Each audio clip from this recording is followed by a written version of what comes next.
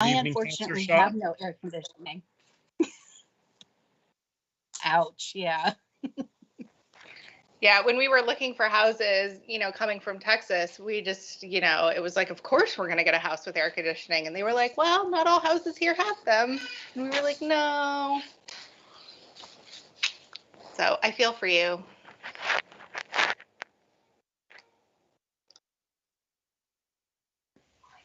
Good evening, everyone. Good evening, Mayor. Hi, Councillor Shaw.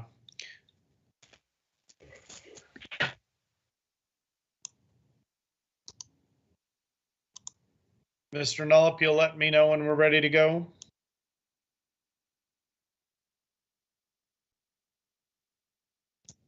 Thank you.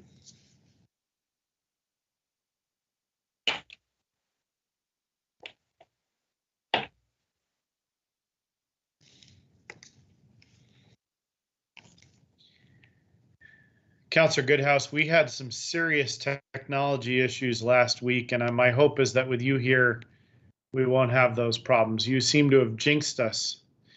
I was dropping mouses on the ground. I couldn't move my computer, or couldn't control my computer. It was like just a mess.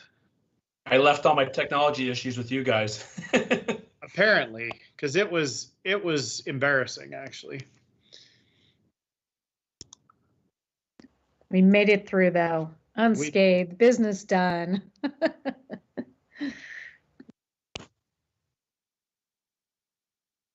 All right, thank you, Mr. Nullup. I will call this Tigard City Council meeting to order. City Recorder Krager, please call roll. Councillor Shaw. Here. Mayor Snyder. Here. Youth Councillor Calderon. Here. Councillor Goodhouse. Here. Councillor Newton. Here. Council President Lube. Here. All right, I will ask everyone to join me in the Pledge of Allegiance silently. Mr. Nullup, can you please put the flag up on the screen?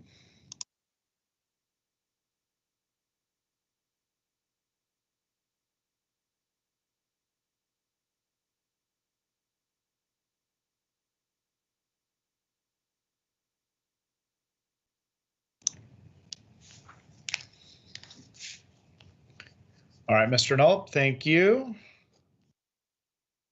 Let's see, council or staff, any non-agenda items? I think Councillor Newton has one non-agenda item.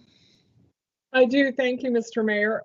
Thank you to my fellow councillors for considering this resolution that I'm presenting. Last week, I believe it was last week, or the last Public Safety Advisory Board, you may know that every meeting we have what we call a safe space.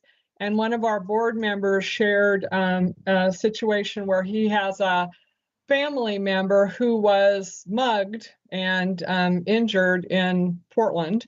And it was a very troubling experience, as you can imagine, for that family member. But one of the things he commented was that a lot of his family members are coming to Tigard to shop because they feel safe here. And so we had a bit of a discussion about that, and heartbreaking for me to hear that anybody experiences situations like that. And I agreed, at the suggestion of one of our committee members, to bring a resolution to this council.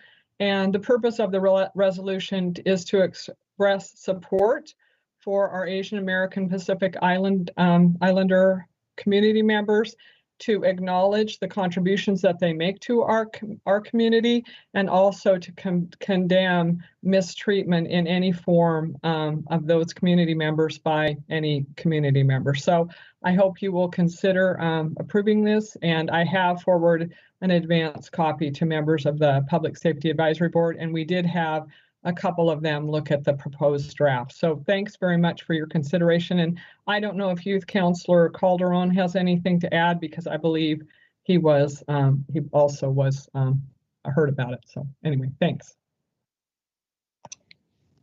Youth Councillor Calderon, do you want to add anything?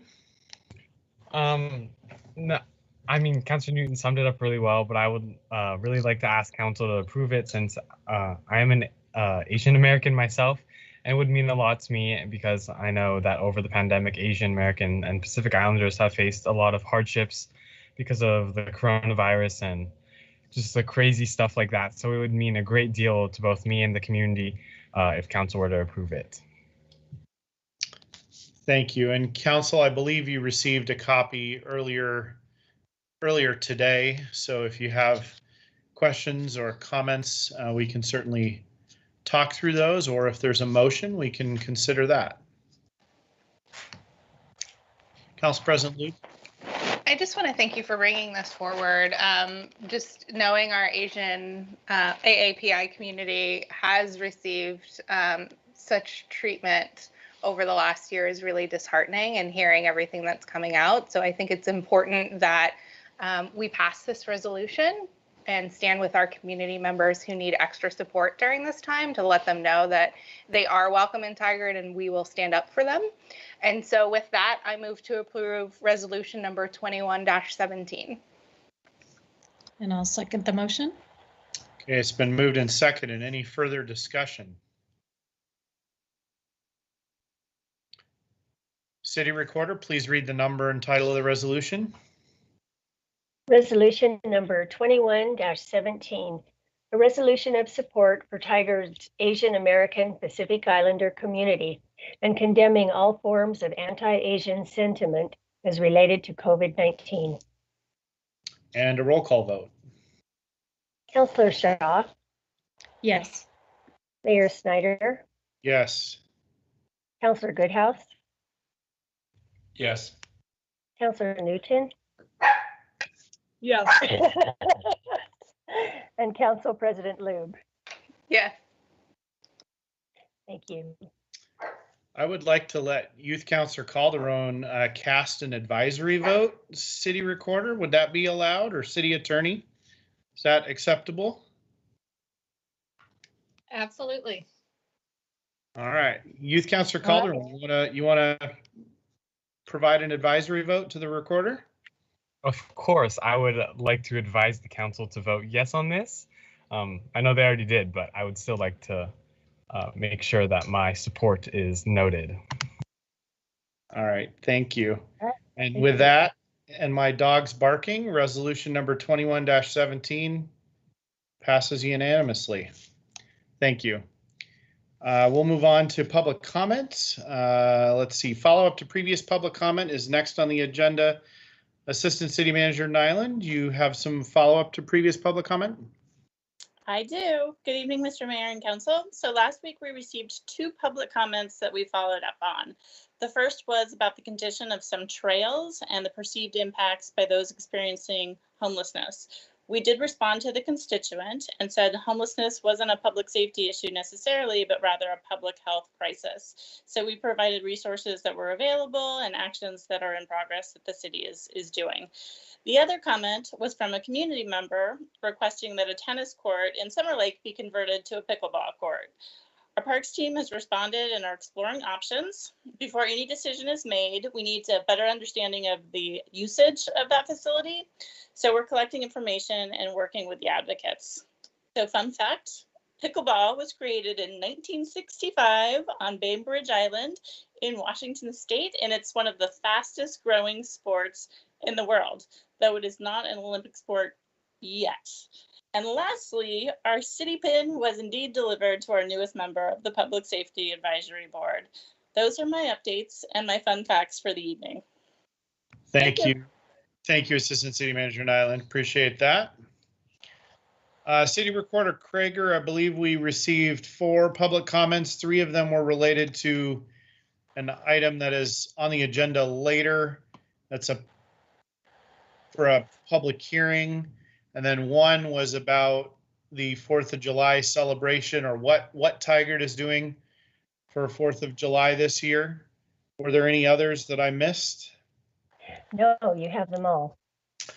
All right. And Assistant City Manager Nyland, I think on the fireworks on July 4th celebration questions, we should make sure that we refer that in part to since that's traditionally not a city organized event, we should probably make sure that that the organizers of that event who made the decision to cancel or change the event this year have input in that. I'm sure you probably would have made that happen, but just to kind of connect the dots there. All the dots are being connected. Okay, Will do. thank you. All right, and then the other 3 written comments I want to make sure the council reviews in the context of the public hearing later. So just a note for that. We'll move on to phone-in public comment. Anyone that wishes to call in now, the phone line and phone number is 503-966-4101. Again, 503-966-4101. Mr. Nullup, are there any callers in the queue? Mr. Mayor, we do have callers in the queue. We're screening the final one right now. So far, they are for later agenda items, but I also see a hand up from Councillor Shaw. Okay, I will get to that momentarily. Yeah, I just want to state callers for agenda items 4 and 5 should be calling in at the beginning of those public hearings. Mr. Nullup, let me know after we go to Councillor Shaw whether the final caller is for regular public comment. Councillor Shaw.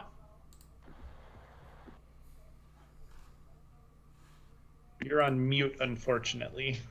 Thank you, Mayor. I just want to recognize Assistant City Manager Nyland's comment about pickleball. I have to say it's probably one of the most frequently asked questions I get since I've was not elected to the City Council.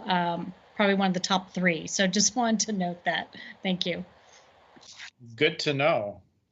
And I have played pickleball. It's been a while, but that was one of the things that one of my PE teachers in junior high thought would be a good idea. So a lot of pickleball then. Mr. Nullup, have you screened the final call? There are no callers for general public comment at this time. All right, we'll move on to the consent agenda for both the City Council and the Local Contract Review Board. Consent agenda is used for routine items, including minutes and approval of contracts or intergovernmental agreements. Information on each item is available on the city's website in the packet for this meeting. These items may be enacted in one motion without separate discussion. Council members may request that an item be removed by motion for discussion and separate action. And tonight on the consent agenda, we have proclamation and proclaiming June as Pride Month, which we are, at least I am excited to do, and I know we did last year with the same council, so I would assume you all are excited about that. Don't want to get too ahead of myself. Is there a motion for approval on the consent agenda? If I could just say that I'm proud that our first 2 actions tonight are to show that Tigard is an inclusive community and that, you know, this is the kind of community that we want to live in and everyone is welcome here. So I'm just really proud of that. And with that, I'd like to move to approve the consent agenda. And I would like to second the motion. Okay, it's been moved and seconded. City Recorder, please conduct a roll call vote. Councillor Shaw, Yes. Mayor Snyder, Yes. Councillor Goodhouse, Yes. Councillor Newton, Yes. Council President Lube. Yes. All right, motion carries unanimously. And we proclaim June as Pride Month. And I want to reiterate what Council President Lube was saying a moment ago. These things mean, I mean, they're somewhat symbolic in some ways, but in other ways, they really set the tone for and describe what we expect and want our community to be now and in the future. And so for both of the last 2 items on the agenda, I just want to really call that out and make sure that we recognize the community that Tigard is and will continue to be. All right, we'll move on to item number 4, which is a quasi-judicial public hearing to consider an ordinance adopting Fennel Creek Trail Connections Comprehensive Plan Amendment. The first thing I will do is open the public hearing. hearing procedures. City Attorney Rahala, you want to read the quasi judicial hearing procedures, please? Yes, thank you, Council. This is a quasi-judicial land use proceeding. Council's decision must be based on the following substantive criteria: Tigard Community Development Code Chapters 18.210, 18.310, 18.420, 18.510, 18.710, 18.740, 18.910, 18.920, and 18.930.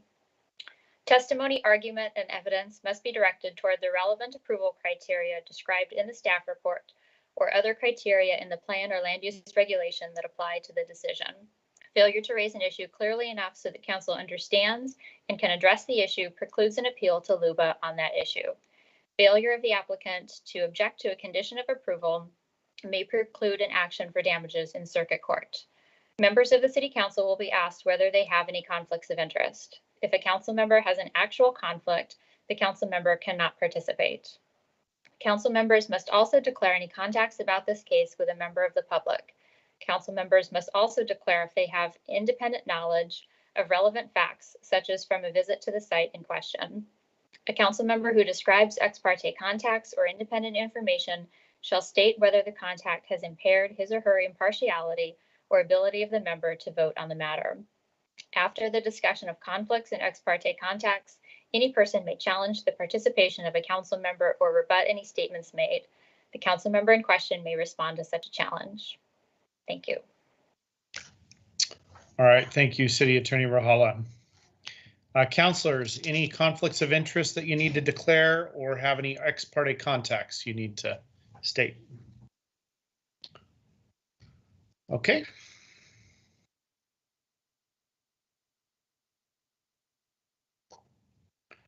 Do any callers that are on the line, Mr. Nollop, want to rebut a councilor's ex parte contact or challenge a councilor's impartiality?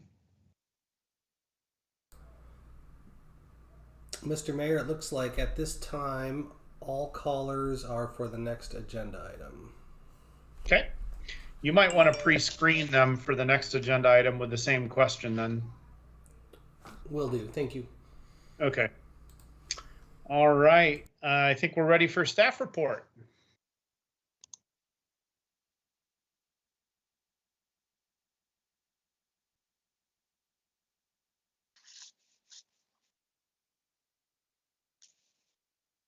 All right, good evening, Mayor. My name is Monica Bilodeau, and the item before you is the Fano Creek Trail Connections project.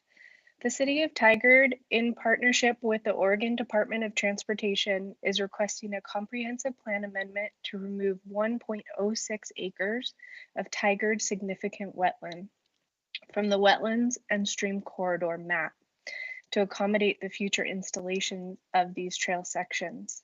Before you is also a conditional use permit and a sensitive lands review. Because there are small portions of the trail that are proposed through residentially zoned property, a conditional use is therefore required. And finally, the sensitive lands review is requested as well for impacts to vegetated corridor, some FEMA floodplain or floodway, and steep slopes. And so basically, the four sections that the summary of it, the four sections that we have are the Woodard Park to Grant Avenue section, the library over the Fano Creek to Milton Court, and then we have the improvements behind City Hall, and that's the existing path from Ash Avenue east to Hall Boulevard. And then that last section is 85th Avenue to Keokuk's Bridge, and that's behind CWS. So you received a memo today that was regarding the last section, 85th Avenue to Keokuk's. And that trail location along that segment was recommended by Planning Commission, but is actually over the top of a water reuse line. So the memo today explains that Public Works, since the Planning Commission hearing, we've had to relocate that section of the trail to avoid that conflict.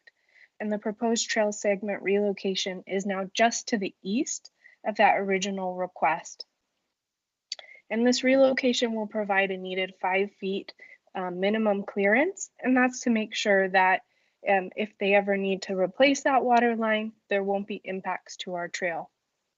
So fortunately for this change in the trail location, it reduces the overall environmental impact of the project. So it slightly increases the temporary impacts, but overall it reduces the permanent impacts. So the request to you has now changed from what you saw as a 1.3 acres to now only 1.06 acres to be removed from our Tiger Significant Wetlands maps. So due to this reduction in the overall wetland impacts, as a result, the proposed trail alignment change, staff has still determined that the Planning Commission recommendation and findings as written continue to support the approval of this project. So therefore, staff recommends that the City Council adopt by ordinance the proposed comprehensive plan amendment, the conditional use, and the sensitive lands review, thereby removing 1.06 acres of Tiger Significant Wetlands from the wetlands and stream corridor map. That was a summary of it. This concludes staff's presentation, but we do have staff from our engineering that would be happy to go through that, and where staff is available to answer any questions that you may have. So I guess as a matter of process here, is engineering planning to deliver a presentation as the applicant as well, or are they just here for questions? Sorry, yes, engineering department is considered the applicant. So if the applicant can present, that would be our engineering department. Okay, I was just trying to figure out if they're planning to present. It sounds like yes. So why don't, typically we would ask sort of staff questions at this point. And I guess as a matter of process, I want to treat the city like any other applicant. So let's start with staff questions on the planning side. And then we'll go to the applicant. So any members of the council, please either raise your hand physically or put your hand up if you have questions. Otherwise, I have at least one. All right, I'll ask mine. I want to understand the process here, and well, two things. One, I guess I want to understand exactly how this made it all the way through the Planning Commission before was it Clean Water Services who provided updated information? I'm just wondering how it got all the way through the Planning Commission before that happened. And then the sort of second part of my question would be about whether this really needs to be remanded back to the Planning Commission. Like, is it okay to just change a significant portion of the application in the middle of it and then have it go straight to council for consideration? And that's maybe more of a city attorney question, but Planner Bilodeau, can you speak to the first question and whatever you want to say about the second one, or if you want to refer it to the city attorney? Monica, I can take that question. If city Carla, attorney says- because I think I don't know if because you are the applicant and they're asking staff at this point, Shelby. Okay. So I'll answer as the city, and then the applicant can respond as well because they do have additional insight on what happened. But as far as what was told to city staff was that Clean Water Service originally gave them incorrect information on the location of that line. And then it was very last minute that it was informed that the trail alignment that had been significantly planned was now over the top. But the applicant can speak to much greater detail on kind of how this progressed. But because we reviewed the material and we saw that there was a reduced impact, we feel that our findings are still consistent. And because of the reduction in impact, we still felt that it was appropriate to bring to you tonight. And Shelby can respond, the city attorney can respond to that next section.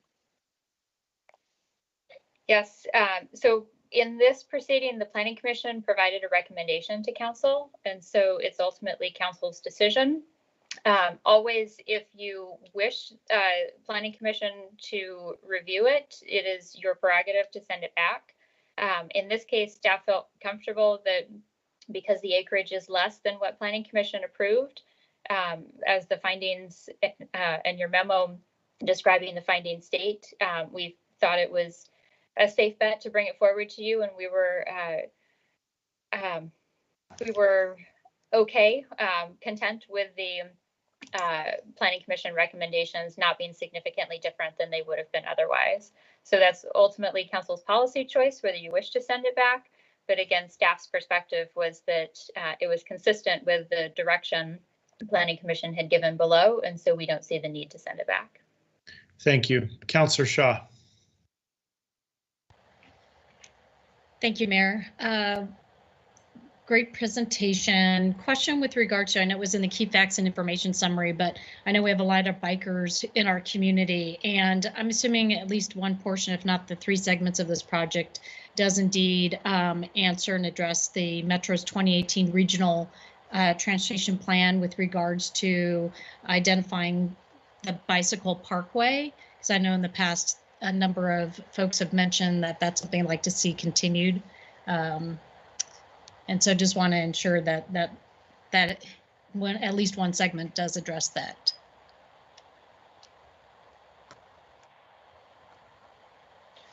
And the applicant will go through the details of the design, but it was designed for that regional transportation for bike and ped there.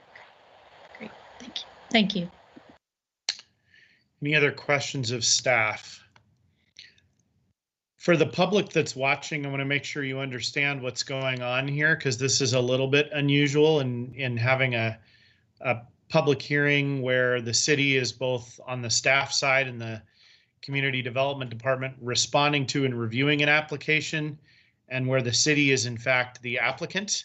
And so you're seeing us follow a process that may seem awkward or maybe perhaps unnecessary, but it is absolutely necessary because we need to make sure that we treat the city's projects and put the city through the same rigorous review that we do all other projects and land use. So just for the public that's confused or wondering what's going on, that's what's going on. So if there aren't any other staff questions, I'm going to move us on one last chance. I'm going to move us on to the applicant. Staff that are serving in the role of applicants, I assume from engineering? Correct, Mayor. That's me, Carla Stetter. I need to share my screen and it says no files available. Can you give me help, Mike?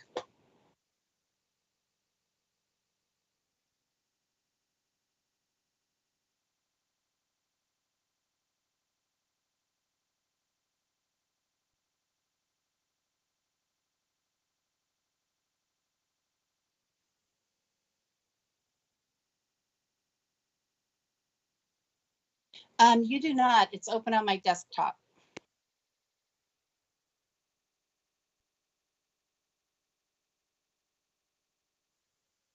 Okay.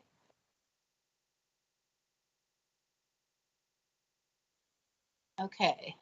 It is not showing screen 1. It's only showing a comment that says no files available. Sure.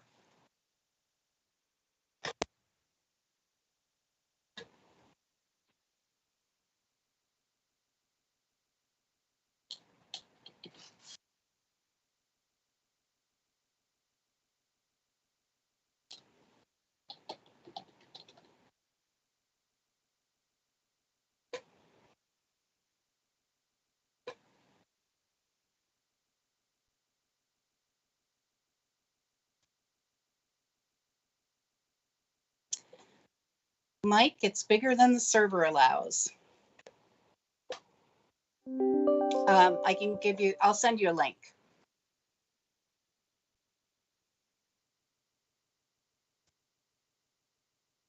Apologize for this, council. It went just fine with the planning commission.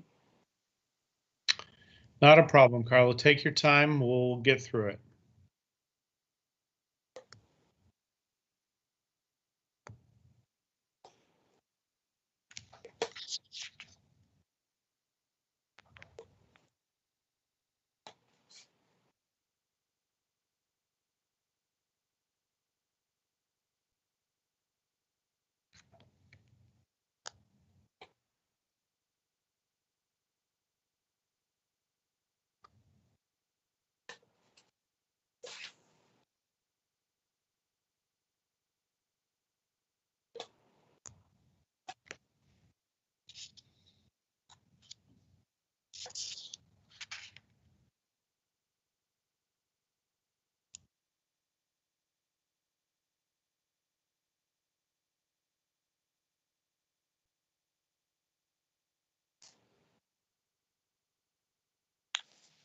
Carla, while you're doing that, would you want me to answer the question about why the change happened when it did? Yeah, that would be great, Zach. Zach and I are co-project managers on this. It's a big enough project that we always make sure we have two of us aware of what's going on. Hi, Mr. Mayor. Council Zach Morris, Senior Project Engineer from the Engineering Division. The question about, why or how did this change come about since the Planning Commission? So Clean Water Services did provide to our consultant quite a while ago some line work for this 18-inch water reuse line that leaves the treatment plant and then, water stuff down in Cook Park and the golf course across the river. Towards the end of our design process, which was not too long ago, we were coordinating with CWS about a different segment of the project, and it was suggested to us to contact this other person just as like a last review for the Durham segment. So we did that, and upon doing so, this particular individual questioned where we showed that line. So we started doing some investigating. CWS helped us get out there and actually dig up the line and get it surveyed. And sure enough, the line work that we had was incorrect. And where we had the line was at dead center underneath the boardwalk. And at the time was right around, we were heading to Planning Commission. We didn't really have the intent to move the boardwalk. For one, like I said, we were pretty far into design, and given the federal aid and the whole ODOT process, any change is pretty substantial and has a lot of repercussions. So we really didn't think that was going to happen. And then over the last month and a half, surprisingly, it was a change that we were able to make with limited impacts, I would say, as far as the ODOT process goes. And the more investigation we did, the clearance between our foundations for the boardwalk and that water line were 6 to 7 inches, so it might have been doable, but it was a risk on everybody's part. And so after Planning Commission, we made that decision to move it. It was in the best interest of everybody. And like it's been noted, with the lesser permanent impacts, felt like it was an appropriate decision. Thank you for the additional clarity, Zach. Sure. That's appreciated. Sure.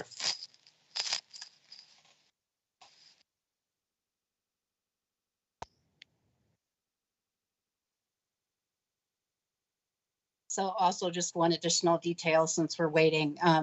The files that we received from them were labeled ground penetrating radar. So we had no reason to believe that the location was not accurate, the original location.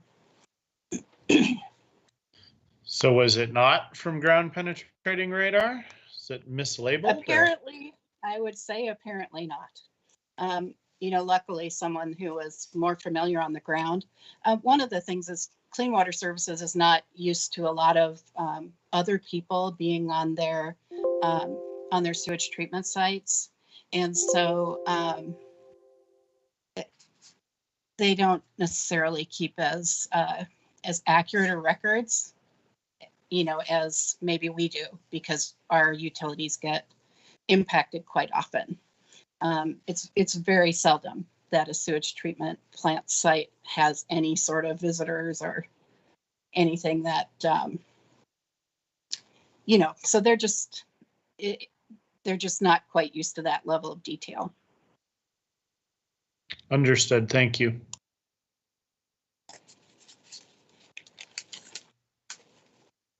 All right, thanks, Mike. I guess I'm going to go ahead and start the presentation, I'm going to run through it.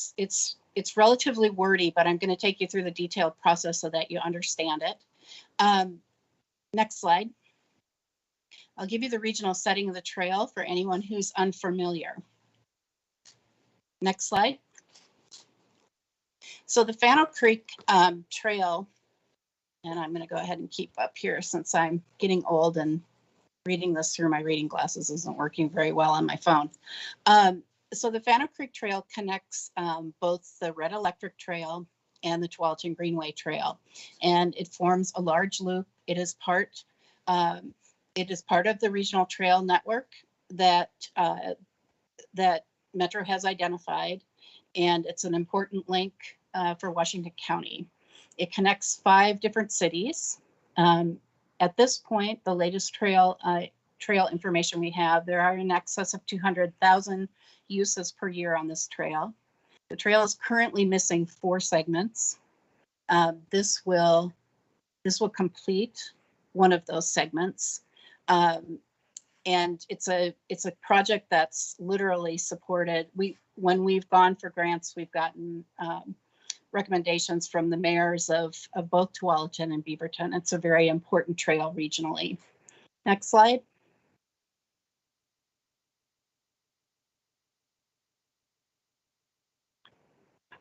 All right. So it connects, this is the overall view. It's a little bit odd because to get it on the slide, we had to start at the southern end of the project. So to orient you, you can see the Tualatin River up in the top of the slide. You can see downtown toward the bottom of the slide. So the segments that are going to be worked on are the Woodard Park to Grant segment. There'll be improvements to the segment behind City Hall. At the library, right around the book drop, the trail will go over Fano Creek and it will connect down to Bonita Park. And then the final segment that we'll be doing, all of these are shown in red, is at 85th. The trail will continue straight along the Clean Water Services property. Take you through each of the separate slides. Next. The Woodard Park to Grant segment. It is the segment that, as staff, we have heard is most desirable. At this time, we currently have to divert people from the trail onto Johnson Street and onto Grant Avenue. And Johnson Street has absolutely no sidewalks. So this has been a very popular segment of the trail. This will give you an idea. When you look at this slide, you see the before pictures. The after picture at Grant Avenue shows the trail will be quite elevated there. That is to allow floodwater to clear and make the Grant Avenue Bridge properly. We have a mixing area, a zone in the park that will it'll be a large circle to draw people's attention to it for safety purposes. Next slide.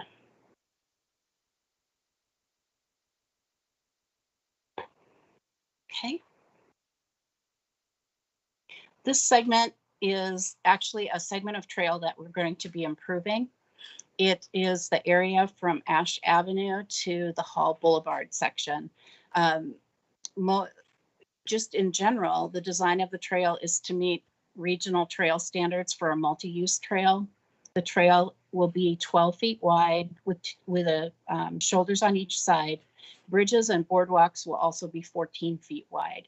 This is the one segment where we won't meet those standards. We'll be able to get the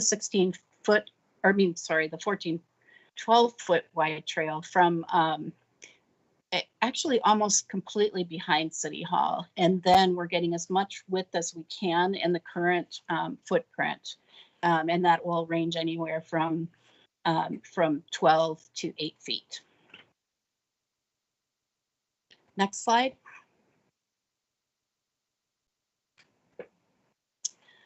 This segment of trail is the one that goes from the library. It heads east. There's a new bridge over Fano Creek. It cuts through the Fields property, through the open meadow, And it also cuts through the Brown property, which is currently an oak woodland that is under restoration by Metro. You can tell by the before and after pictures that it's going to be quite a lovely experience through that area. Next, please. This is the last segment. It runs from the Durham, at the end of the Durham sewage treatment plant at 85th Avenue along the railroad tracks, and then connects up with the current trail as it crosses under the rail and then goes over to the Keokuts Bridge. This segment is going to allow, many people probably have not seen this, but Clean Water Services has a large restoration project out there called the Thomas Dairy Restoration. It's a huge wetland complex. They use it for water reuse, and that's where the water line came from. And they pour water into this wetland for tertiary treatment. It's a beautiful wetland, a lot of native wildflowers, and we'll be able to enjoy that. It's also going to be a wider trail and a much better route for commuter traffic. We currently have conflicts in Cook Park as people swing around past our butterfly garden, past some of our fields, and through some areas that have pretty high kid traffic. So this will get rid of that conflict and be much better for cyclists. Next slide, please. All right, the project features are, we're building 1.39 miles of new trail. We're going to improve 1,800 feet of existing trail. The width, there are two 14-foot wide bridges and an elevated boardwalk over numerous wetlands and drainage ways and natural areas. There are 6 small trailhead and mixing plazas with the landscaping for safety and for enjoyment of the trail. 4 rest area pull-offs with seating walls to enjoy features and to allow people to sit if they can't walk the entire distance. And then we will apply native seed throughout all of the project that will be provided by Clean Water Services and Metro. And these sites go through current restoration projects, and then those agencies will be able to further restore along the edge of the trail, further do their natural area restoration. Next slide, please. So why are we before you this evening? Monica explained that the project requires a type 3 land use review process. It requires a conditional use permit to construct a transportation and a utility corridor in an R4.5 zone. That area is located in the Clean Water Services, on the Clean Water Services site. It's zoned residential down in the wetland area. And we require a sensitive lands review to support that we're compliant with all the code sections. And we require a comprehensive plan amendment. And I'll explain the comprehensive plan amendment a little bit here so that you understand conceptually how Tigard protects its wetlands. We have identified significant wetlands across Tigard. They are no-touch wetlands. The only way that you can make modifications to them is to, through city council action, take protection off of the wetland so that it can be impacted. And so that, and in order to do that, you prepare a supporting environmental, social, economic, and energy analysis that drives that decision. Next slide. Now, the conditional use permit is required to, like I said, construct a transportation utility corridor in the residential zones. These are the 2 areas where where the trail passes through snippets of residential zone. One is from Grant Avenue to Woodard Park, those 2 little tight yellow areas. And the other is, as I said, down by Clean Water Services. Next slide.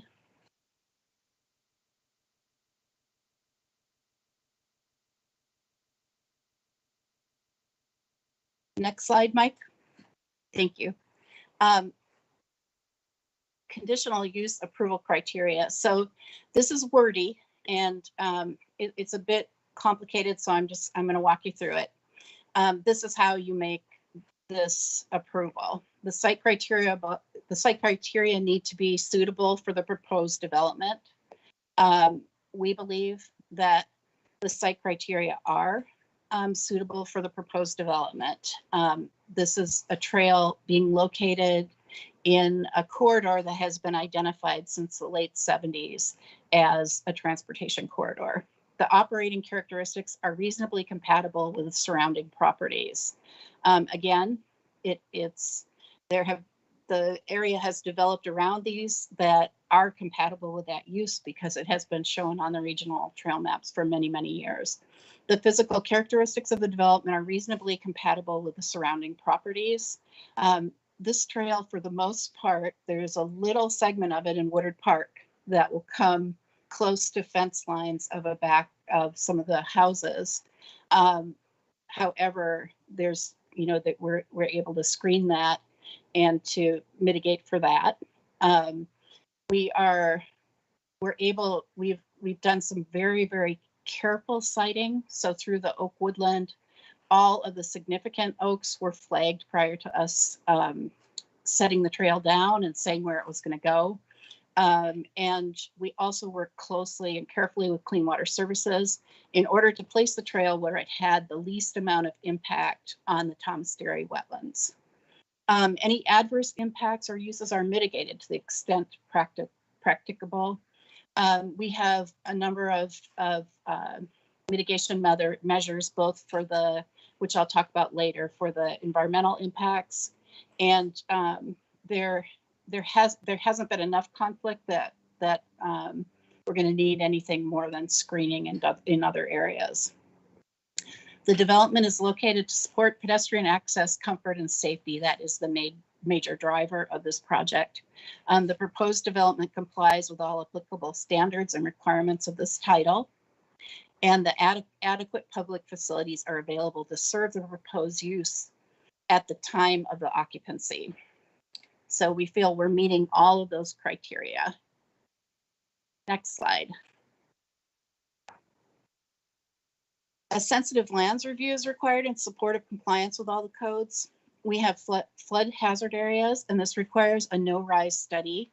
And what that means is that we don't want to be putting additional fill into our wetlands. We're bottom of the basin, and that can be very dangerous and promote flooding.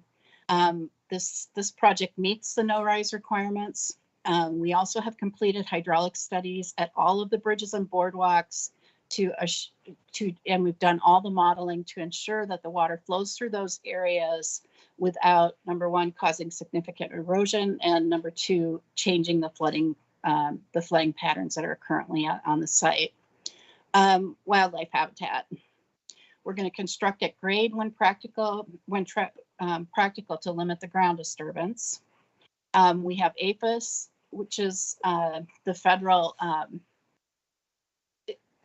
for some reason I can't remember what APHIS stands for, but basically what it is it's the folks that look after birds and habitat from birds and for birds.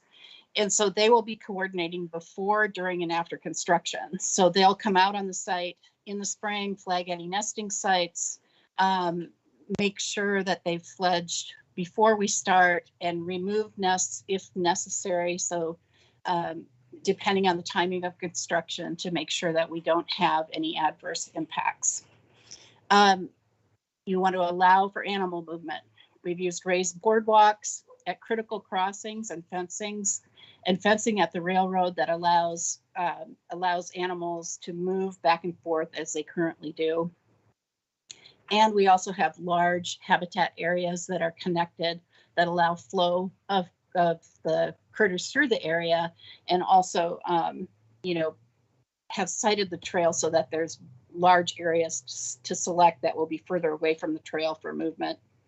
And we need to restore degraded habitat, which we are doing, and we'll cover in more detail in the next slide. Okay, next slide. A sensitive lands review is required. Steep slopes were analyzed. There were steep slopes at Grant Avenue. The impact of steep slopes was controlled by addressing and raising the boardwalks as needed to clear those slopes.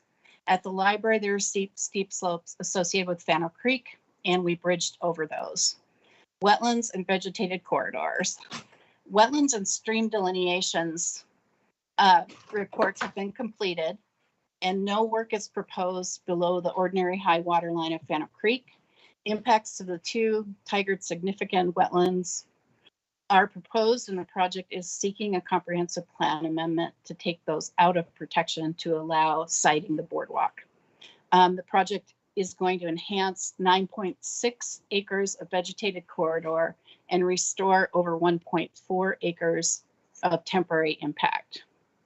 Wetland fill for the project was limited to 0.3 acres, and we have chosen to use the Butler Mitigation Bank and purchase credits out there so that we'll mitigate for those impacts to regional wetlands. Next slide.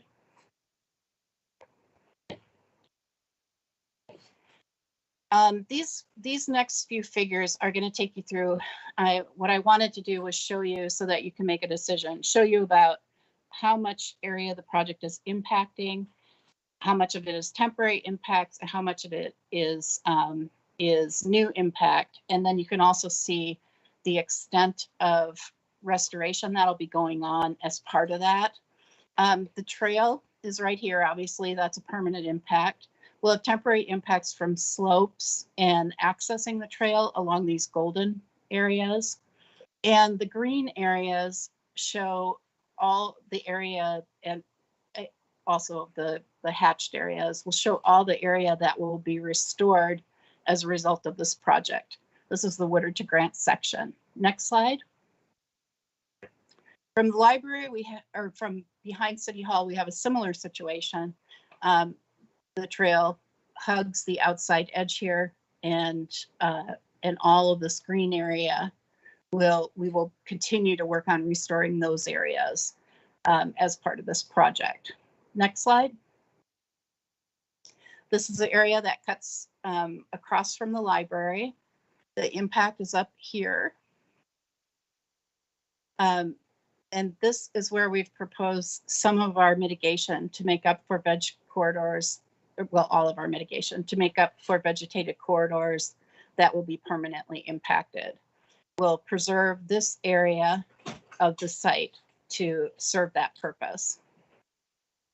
Down at the Clean Water Services site, these are two slides to show you. This is this area is up toward Woodard Park. Here is the trail, and we'll be restoring all of this green area. Next slide. A comprehensive plan amendment and supporting environmental, social, economic, and energy analysis are required. I'll go through what the economic consequences are. What we have found is most of the economic impacts are positive. Home values rise near trails 1 to 6.5% if they're within 0.5 miles of a trail. Tourism dollars are tied to trail availability. We have had the support of the Washington County Tourism Association through any of the grants we've gone after for this project. They always write a letter of recommendation because it's part of something that they promote through their tourism. Trails reduce medical costs by improving health. Trails influence relocation decisions by large employers, and trails impact direct sales in the community, shown to increase consumer spending. Next slide. Social consequences. Local and regional consequences are expected if trail gaps are not closed. One of the comments that we received when we had our comment period open was basically a comment from Tualatin Valley Parks and Recs. This isn't, of course, how they wrote it, but basically it was, please build it already. And that's just because it's important to have this thing connecting through all of our areas. The trails provide meeting places. They foster community pride due to their linear development because they influence the whole community. The trails allow opportunities for people of different socioeconomic backgrounds to interact. Trails promote community partnerships such as business and advocacy groups, and trails promote passive recreation for all and offer bird watching, environmental learning, and easier access to those that have issues with mobility. Trails provide mental and physical health benefits. We have certainly seen that. Our trail use has skyrocketed over the last year, and trails provide low-cost commuting options. Our trail in particular connects a number of employment centers. Next slide. You know, Mike, I tell you to change them, and then I don't change them in front of my face here. There we go. Environmental consequences. There are mixed consequences.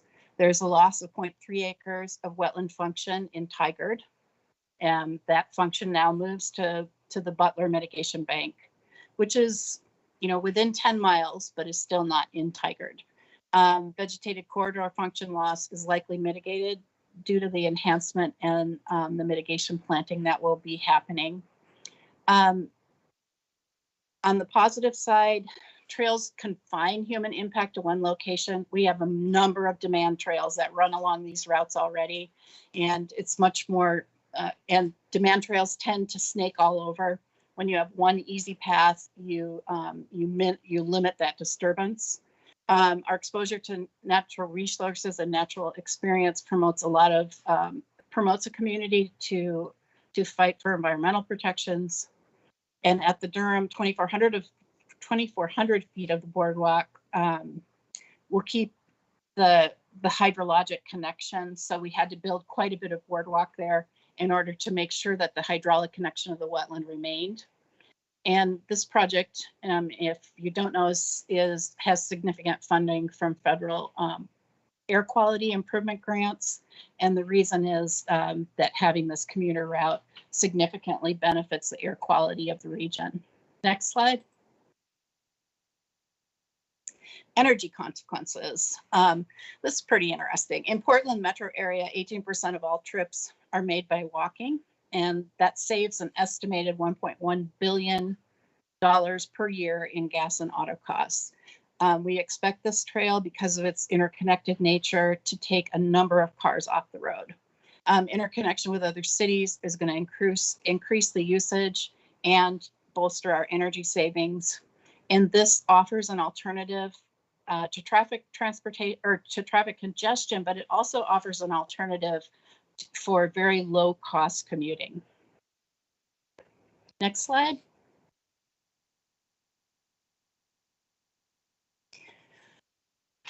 So we need to limit the conflicting use. And our analysis concludes that limiting the conflicting use will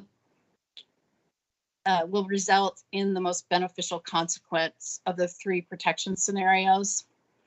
And one is you wouldn't allow the trail at all. One is you would limit the conflicting uses of the trail, and one is you would just let it go as is. And so our study indicated that limiting the conflicting uses would provide the greatest benefit to environmental, social, economic, and energy implications. All right, next slide. You made it through. These planners can come up with a lot of process. Just an interesting fact, this document is 2,500 pages long, so that'll give you an idea of how careful we are when we plan about impacting these areas. So any questions we're happy to take. All right, questions of the applicant? Or a motion? Or no, I'm sorry, I need to double check with public testimony. Hold on a minute. I don't believe we received any written comments. Mr. Nullup, are there any callers in the queue for this item? Mr. Mayor, at this time, no callers in the queue for this item. All right. Council, any questions of staff or witnesses?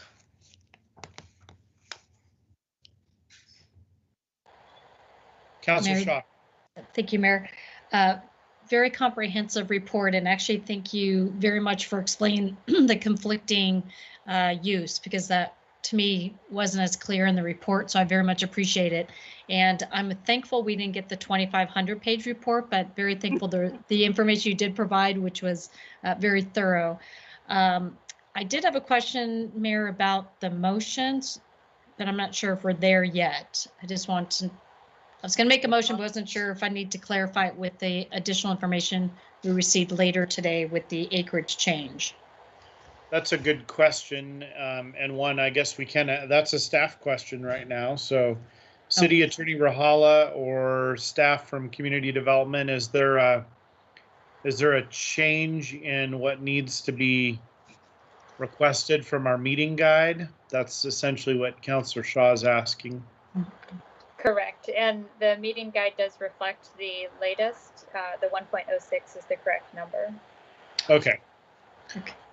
All right. So we've got that answered. Councilor Shaw, did you have any other questions? No, I did not, Mayor. Thank you. I'm happy to make a motion if we're at that time. I kind of led you into that. Unfortunately, I do need to close the public hearing. Sorry, I'm closing the public hearing. And now, council consideration of ordinance number 21-12. And Councilor Shaw, if you want to make your motion, go ahead. Thank you, Mayor. I'd like to move to approve ordinance number 21-12. I'll second the motion. And I really quick want to say this is a long time coming. We've all worked on this for years, and I really appreciate it. This is something I hear about from the community is, when is this going to happen? So good job, and thank you for getting that done.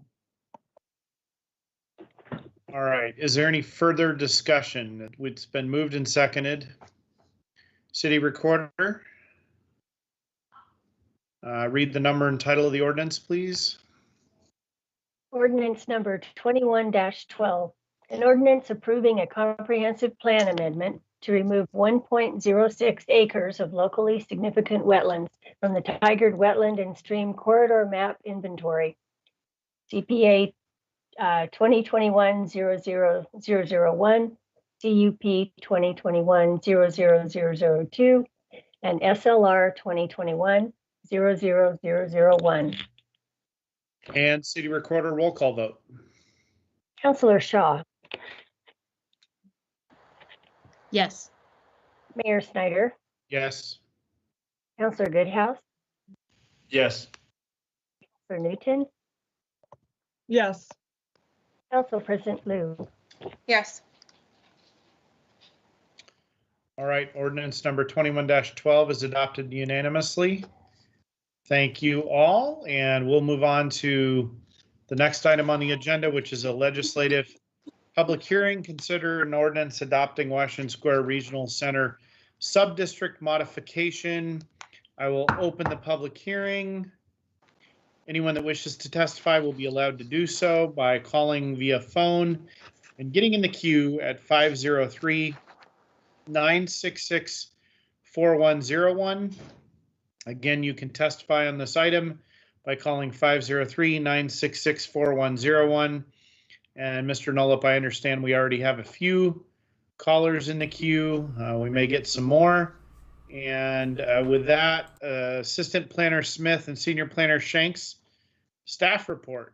And actually, I do want to just acknowledge for the council to track, we're about 38 minutes behind on the council schedule right now, just so you're tracking kind of where we're at with things.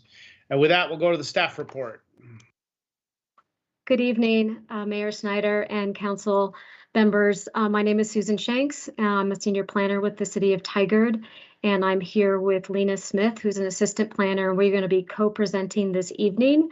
And I will be sharing my screen now. And Lena and I are actually going to toggle back and forth between our screens because we want to be able to use our pointers. So hopefully we'll do that very smoothly.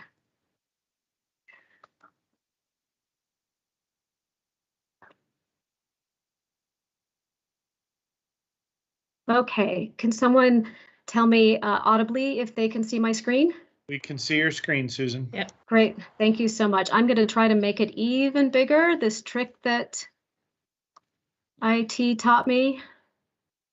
We have a lot of images to share with you. So this is a Washington Square subdistrict modification proposal. It's a very discrete proposal that's an offshoot from the Washington Square Regional Center Long Range Planning Project. And for some reason, it is not advancing. There we go. So the goal of this project, the Long Range Planning Project, is to understand community priorities. It's to understand emerging market trends in order to facilitate more housing options, business opportunities, job options, transportation options. And this is an image just of the Washington Square Regional Center area, but I want to kind of orient you because you'll be seeing various images like this throughout this presentation. So I want to make sure that you really know where you are on the map. So Highway 217 is the thickest white line that goes right through the regional center. And then kind of parallel to that is the heavy rail line, kind of the blackish line. And then what we call for the purposes of this presentation, what we call the east of Highway 217 is the mall area, which is over here, I'm circling it. And what we call west of 217 is what we're calling the Cascade area, which is over here. And it sits between the heavy rail line and the Highway 217. And we call it the Cascade area because if you haven't been over in this area before, it's served by a single street, Cascade Avenue, that runs along here and connects Shoals Ferry to Greenberg Road. Okay, so we started this long-range planning project over a year ago, as really pretty much as soon as COVID sent us all home in March of 2020. I've briefed council a couple of times, and the last time I briefed you, I believe, was in January of this year. And at that time, I gave you a very brief heads up about the subject of tonight's public hearing, which is ultimately about where standalone car dealerships, in technical terms, it's motor vehicle sales and rental, where these kinds of uses should be allowed in the regional center, and also what kind of screening their inventory and service areas should have. And Lena Smith, in just a moment, will be giving you a lot more detail about the specifics of that proposal, which is really just about car dealerships, their location, and screening of their inventory and service areas. But the goal of my introduction here is to provide you with the context with the long-range planning project, both in terms of what we're doing, why we're doing it, and why we're doing it now. So what you're seeing now is that same map I originally showed you, but now it has a lot of color on it and a lot of other images or icons. This is essentially a conceptual drawing of the original vision that Tigard adopted over 20 years ago for the regional center. And what I want to highlight for you is, again, the areas on either side of 217. So 217 is, again, right through the middle of the area. And there's these pink areas on both sides of 217. Over here, we call it the Cascade area. Over here, we call it the mall area. And essentially what this original vision is showing you, and what is true based on the zoning that we adopted along with this vision 20 years ago, is that our code treats both sides of Highway 217 in those pink areas exactly the same. So these areas were envisioned to be very mixed use, high density, transit-oriented, walkable areas. And what we've learned in the course of the long-range planning project that I've been managing is that that's really not the case. We've done a lot of technical analysis. We've also done a lot of community outreach. We've been hearing from the business community especially, and what we have finally come to conclude is that these areas on either side of 217 are really not the same. They do not have the same development potential. And one of the main reasons is that the Cascade area is really wedged. It's this long, skinny area, and it's wedged between a heavy rail line and Highway 217 and Shoals Ferry Road, which is really big and wide at that location.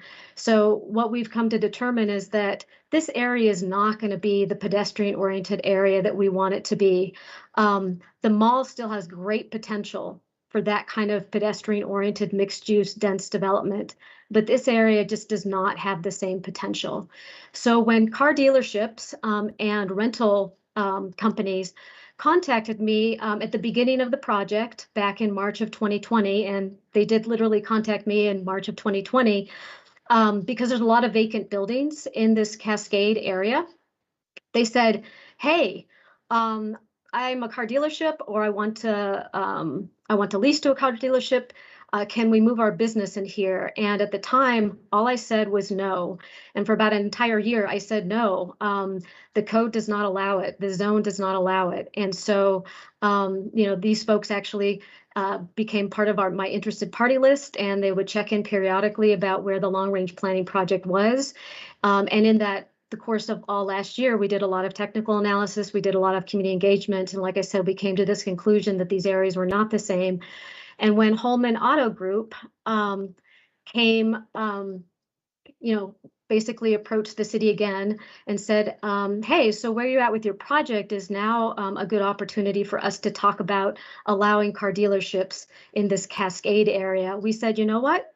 It is a good time. There's a lot of reasons, and Lena will be explaining that shortly about why we think this is a good proposal.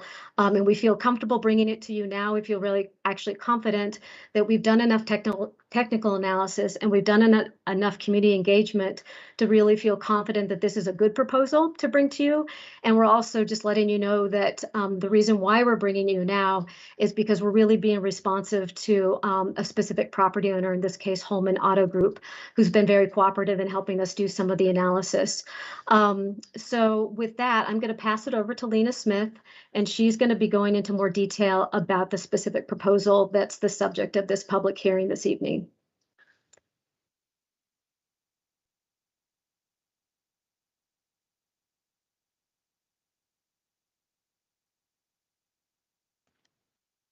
Good evening, counselors. My name is Lena Smith. I'm an assistant planner in the Community Development Department.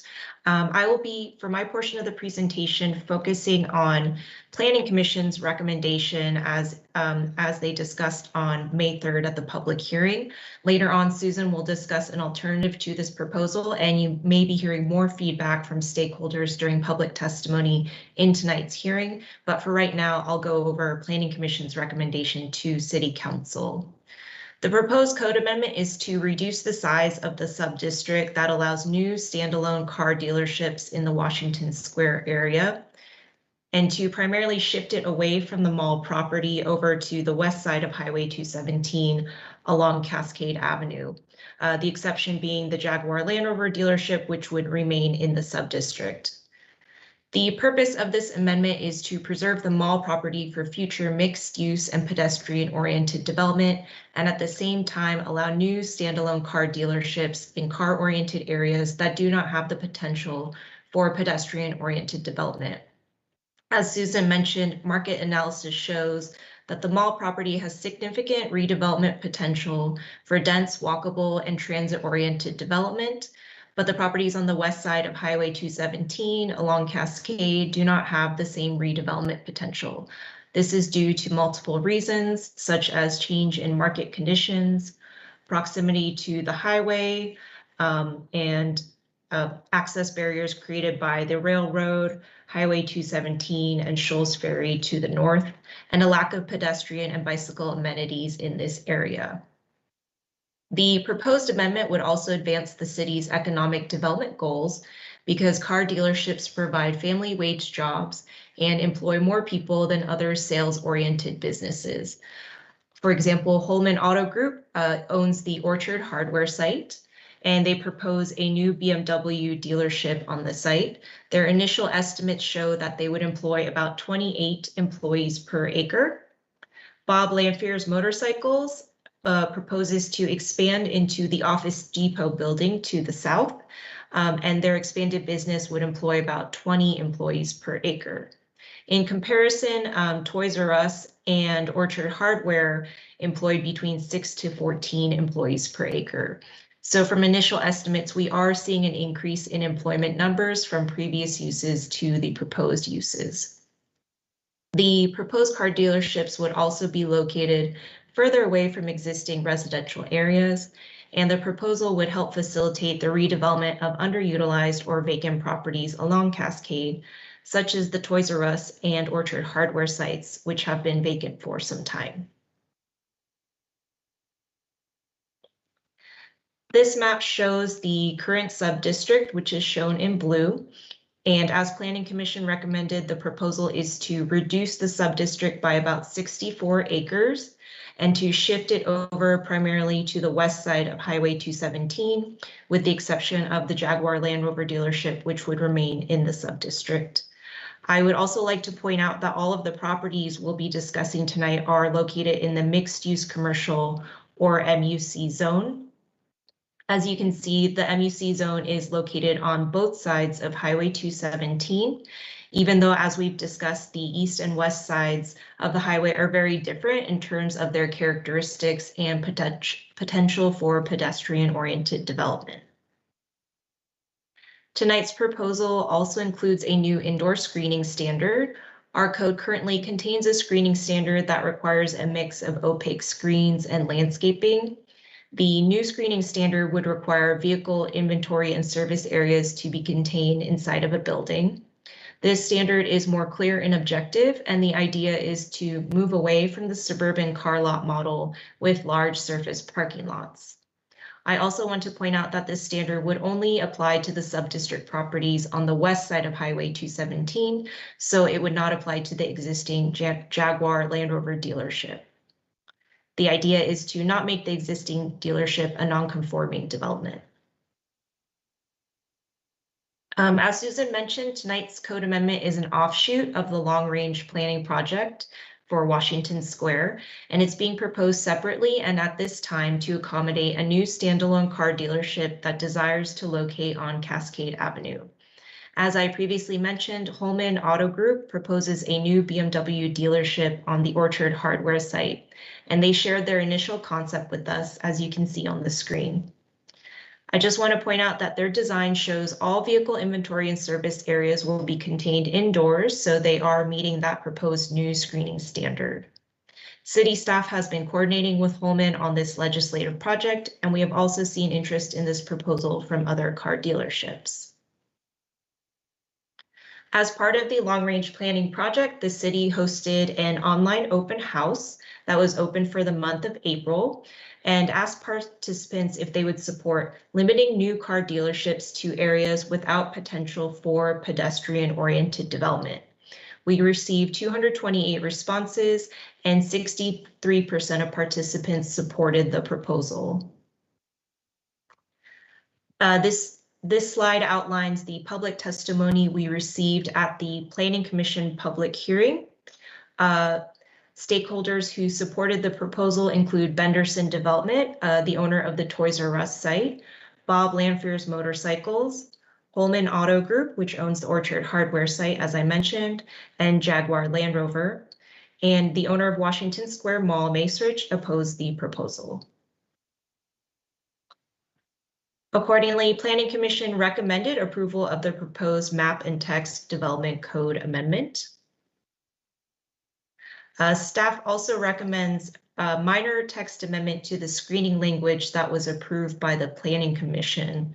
Specifically, the original text pointed out that the indoor screening requirement would only apply to sub-district properties on the west side of Highway 217 and those located within 500 feet of Shoals Ferry Road.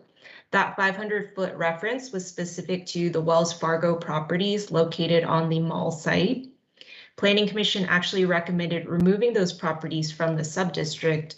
Therefore, staff recommends removing that 500-foot reference. This was just an oversight on staff's part that we didn't catch during the Planning Commission hearing in May. but staff believes this modified text still captures Planning Commission's intent that the new screening standard would apply to all sub-district properties except the existing Jaguar Land Rover dealership, the idea being to not make the existing dealership a non-conforming development. In summary, the Planning Commission's recommendation, which staff fully supports, is to add the properties along Cascade Avenue on the west side of Highway 217 to the sub-district, and to remove the sub-district from most of the mall properties with the exception of the existing Jaguar Land Rover dealership, which would remain in the sub-district, and to create a new indoor screening standard for vehicle inventory and service areas, which would apply to all sub-district properties except the Jaguar Land Rover dealership.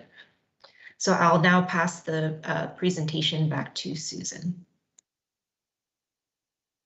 Thank you, Lena. So one more little bit, basically to get you up to speed on what has happened since the Planning Commission hearing on this proposal. So I'm going to share my screen again.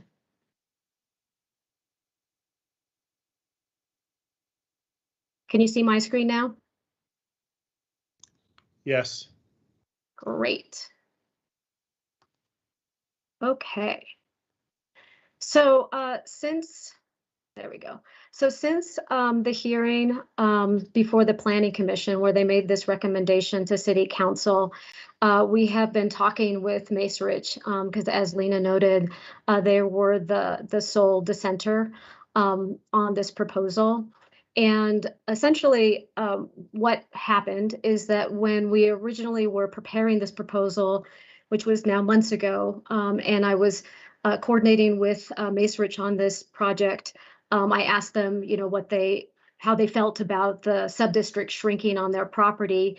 And they didn't oppose it at that time, but even in the couple of months since that response, we understand that the market continues to be very unpredictable. And so their position had changed, which is why they opposed it at the Planning Commission hearing.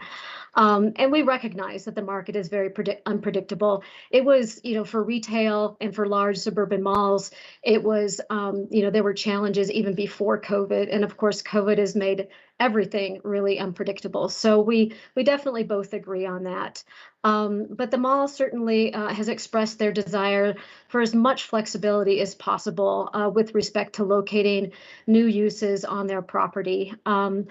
We, in discussing this several times, we recognize that we share some common ground with regard to the future of the mall property. Definitely, Macerich and city staff really recognize this area as being as having a lot of potential for future redevelopment, specifically mixed-use, pedestrian-oriented, dense development.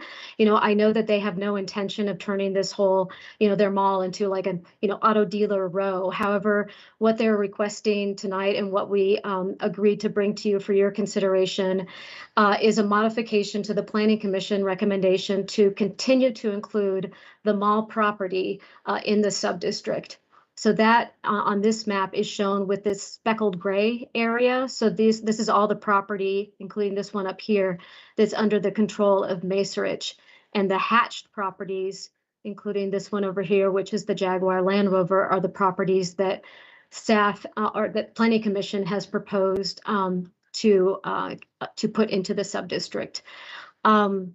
So essentially, in talking this through with Macerich, what staff basically put out is that our biggest concern is not necessarily the sales of vehicles on the mall property. Tesla operates there now, but just as a sales, as like kind of another retail use.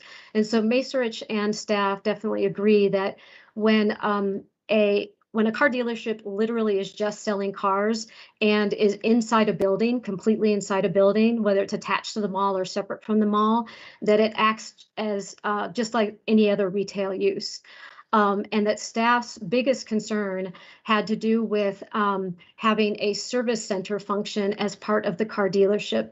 That brings a different kind of circulation, particularly auto circulation, through a site, and can be very impactful to pedestrians.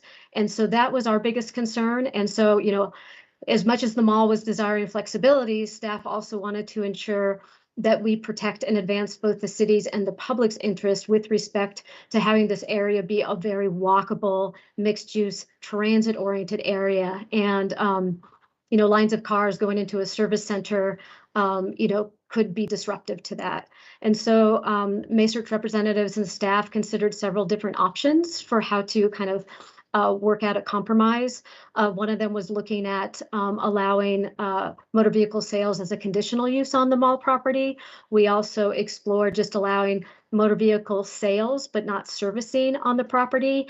But ultimately where we landed and the alternative that we're presenting for your consideration this evening is allowing or asking council to consider allowing the mall to remain in the subdistrict. And that staff would come back in the fall when essentially I would bring back a whole package of recommendations from the long range planning project with additional standards specific related to this issue that would basically help to protect and advance the city's and the public's walkability interests in this area. So basically to help mitigate vehicle circulation impacts that potentially could result from having a service center somewhere on the mall property. So that's the alternative that we are presenting for your consideration this evening, in addition to what the Planning Commission has already recommended. And I just want to give you a visual on this in case my words are not as clear to you. And why is there we go. I just wanted to show visually where our concern stems from. And this is just an example. We don't expect to see this on the mall property. We know that the mall is not interested in having something like this on their property. However, I'm just using it for illustration purposes when I talk about how staff is worried about the impact of a service center or car servicing, not car sales, but car servicing on a property. So this is actually Beaverton Toyota, and I apologize for picking on Beaverton Toyota, but this was just a really helpful example to illustrate this point. So this Beaverton Toyota is definitely located in a very suburban area. It is both a sales center and a service center with a car wash. And per our code, both service centers and car washes are actually considered accessory uses and allowed uses when you have a car dealership. So when a car dealership is allowed, these other things can come with it, and we can't control that the way our code is currently written. So this was our main concern with continuing to allow the mall property to continue to allow standalone car dealerships, is that it could bring these other functions that are much more car oriented. And so what this image is showing you is with the red arrows, it's just showing you the circulation of vehicles through this site just for servicing. So in this particular location, there's only one point of entry and exit. And so all cars, whether you're a customer wanting to buy a car or whether you're a customer bringing your car in for servicing, you all come through here and you go up through this main aisle, and you know the circulation pattern for cars going to the service center is very optimized. You just go in here and you drive right up into the service bays. And then from there, I understand, and this is actually for my coworkers who have actually used this service center. From there, a technician will take your car from you, like check you in, and then they drive the car around, out of the building, around the corner, and over to this separate large building, which is where the work actually happens. And then when the work on your car is completed, somebody else drives your car back into this area and usually like leaves your car somewhere over here. Apparently also when you get your car serviced here, they give you a coupon to go through, a free coupon to go through the car wash. And so how people go through the car wash is that they, again, drive through here and they go down here and then they go up. This is just a one-way.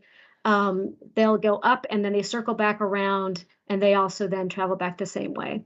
So this is just to show you kind of the impact that that vehicle servicing can have on the circulation pattern, because if all these vehicles were just customers, and some of these vehicles are inventory, obviously, but those would be inside buildings now with our standard. If some of these vehicles were customers, and let's say the sales center was the mall, these folks down here that have parked to go to the mall essentially have to get across this route to the service center. And that's the thing that we're concerned about. So those are the standards that staff wants to take some time to develop. Is a kind of a somewhat complicated issue, so we didn't want to rush it. But we want to bring those standards back, and Macerich is aware of that and is supportive of that. We want to bring those standards back for council's consideration in the fall.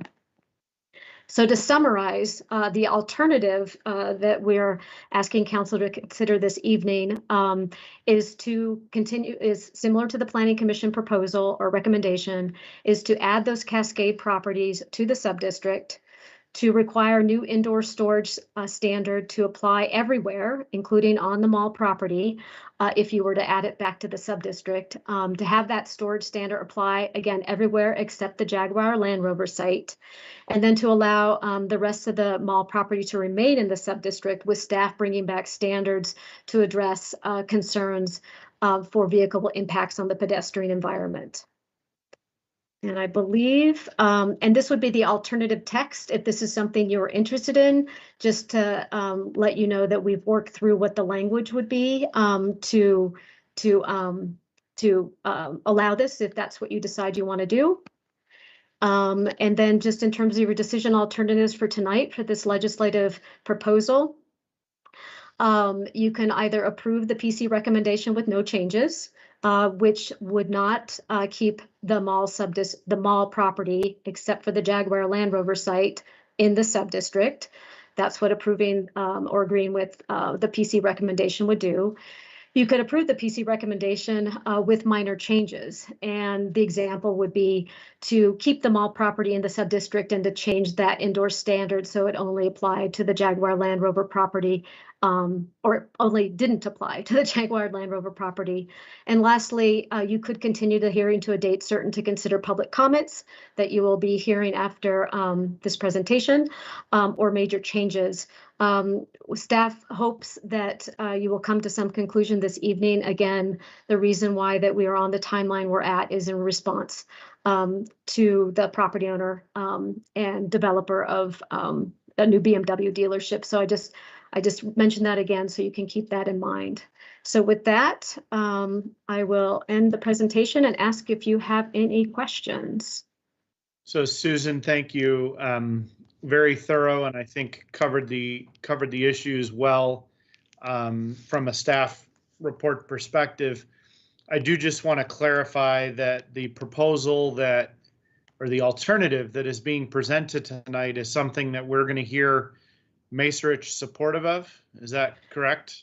Correct. Yes. So this is a compromise that we worked out that really is a compromise for both parties. And hopefully I presented kind of where we kind of disagreed or where we had concerns. But yes, that's something you will likely hear about. I believe it's written comments you have on this subject, and I do believe that they will be providing verbal testimony this evening as well.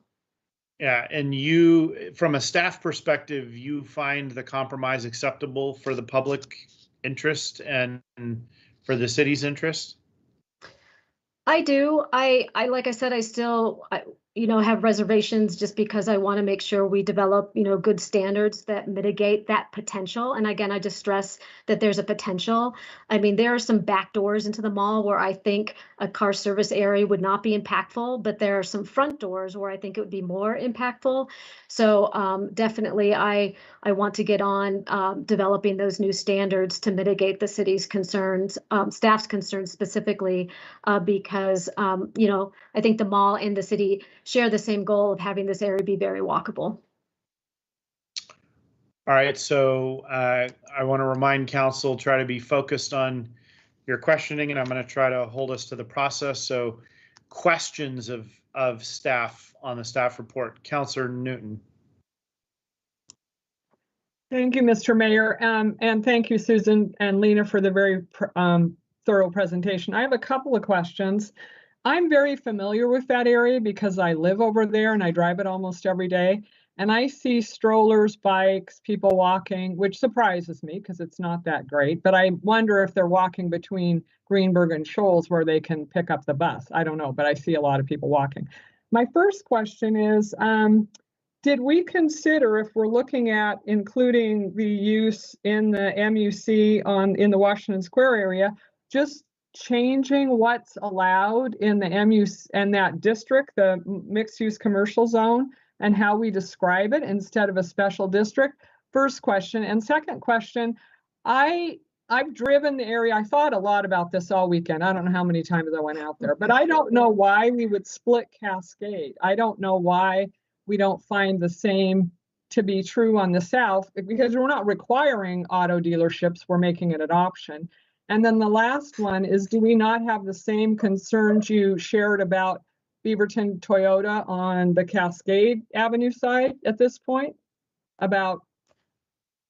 So those are my questions. If you need me to repeat, I will. I might ask you to repeat, but let me start with the first one about, I think you were asking why not like reconfigure the zoning, the MUC zoning in terms of the allowed uses and how we describe it. We are definitely doing that, and that is coming with the long range planning project. We are definitely wanting to basically change the zoning so that these two areas don't share the same zoning, but that's a much bigger lift and we're not quite there yet. And again, we're doing this kind of as an offshoot before, all those other bigger changes to get this one particular property owner moving on their project. And that's honestly the only reason. Otherwise, we will be bringing definitely a lot more changes to this area, but this was the way to get this proposal off the ground. So I think that was your first question. The second question was about the sub-district or why split it or split Cascade. Yeah, so you're right. The sub-district only is allowing an additional use. It's not taking anything away. So there's a lot of things that are allowed in the MUC zone, a lot of things. So this is just basically saying to a property owner in that area, you could do this one additional use, but it doesn't preclude you from doing all the other allowed uses. And in terms of why we didn't go all the way to the south, and again, you'll hear more about this with the long range planning project recommendations. The nature of Cascade starts to change as it pulls away from the freeway, and that there's properties on both sides of the street. There is, we believe, especially with a new park going in at Greenberg, around Ash Creek, it's going to be called the Bagan Park. And I can show you a map and point that out if you don't know what I'm talking about. And the residential areas that are closer to Greenberg, we feel that area still has more potential or some potential to be pedestrian oriented and not so car oriented. So that's why we didn't bring it all the way down to Greenberg. I think that was your second question. What was your third question? Okay, I have a follow-up to the first one. So are we okay if we get car dealerships on all those properties before we finish our plan? That's kind of what's holding me up. I mean, we're in the middle of doing a plan for that area, and are we okay? I mean, I have nothing against car dealerships, and the BMW building is beautiful, but I just wonder if Washington Square, if we get more there, is that what we want? So I guess I would ask that question as well. That's a really great question, and I think something that all of City Council needs to consider. I mean, this is definitely a policy decision, and certainly I can give you my answer, but ultimately a question for you all. My answer is that this is a regional center. There's only 8 regional centers in the metro Portland area.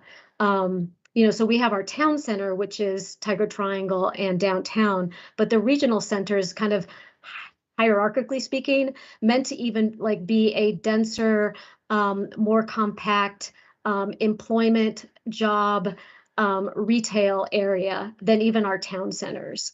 And a car dealership really is a regional use. It draws people from as far away as Salem and coming down from Vancouver.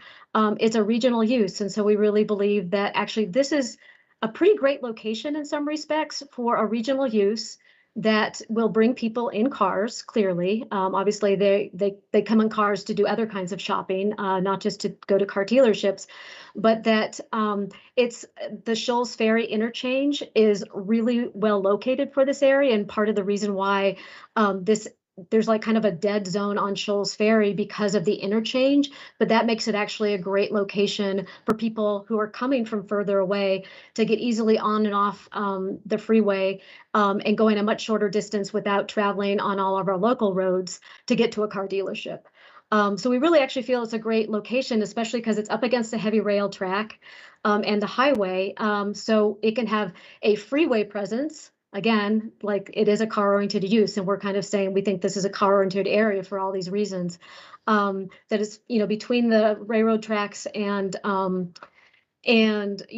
freeway, and so that it just seems like in some ways the best place to this kind of use that has its kind of impacts, so that it doesn't have impacts on our local streets and our residential areas.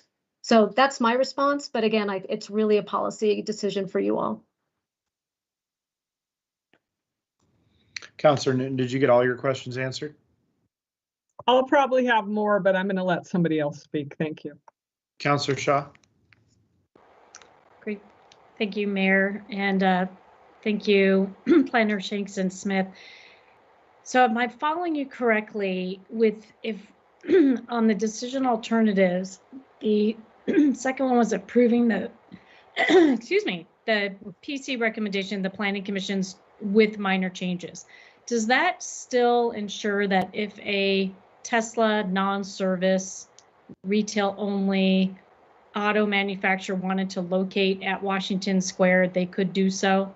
So a Tesla-like OEM? Yeah. Or does that negate it? No, that would still be allowed. So a sales only car dealership would still be allowed on the mall property. That's what the code currently allows. That's how Tesla is currently located there.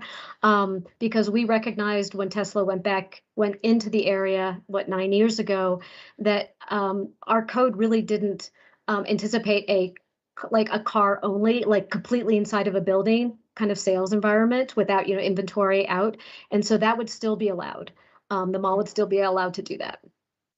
Great. I have perhaps one last question. You had mentioned that having a car dealership increases the amount of traffic that comes to the area. Has there been an impact report done, or is there one that's even necessarily that needs to be done?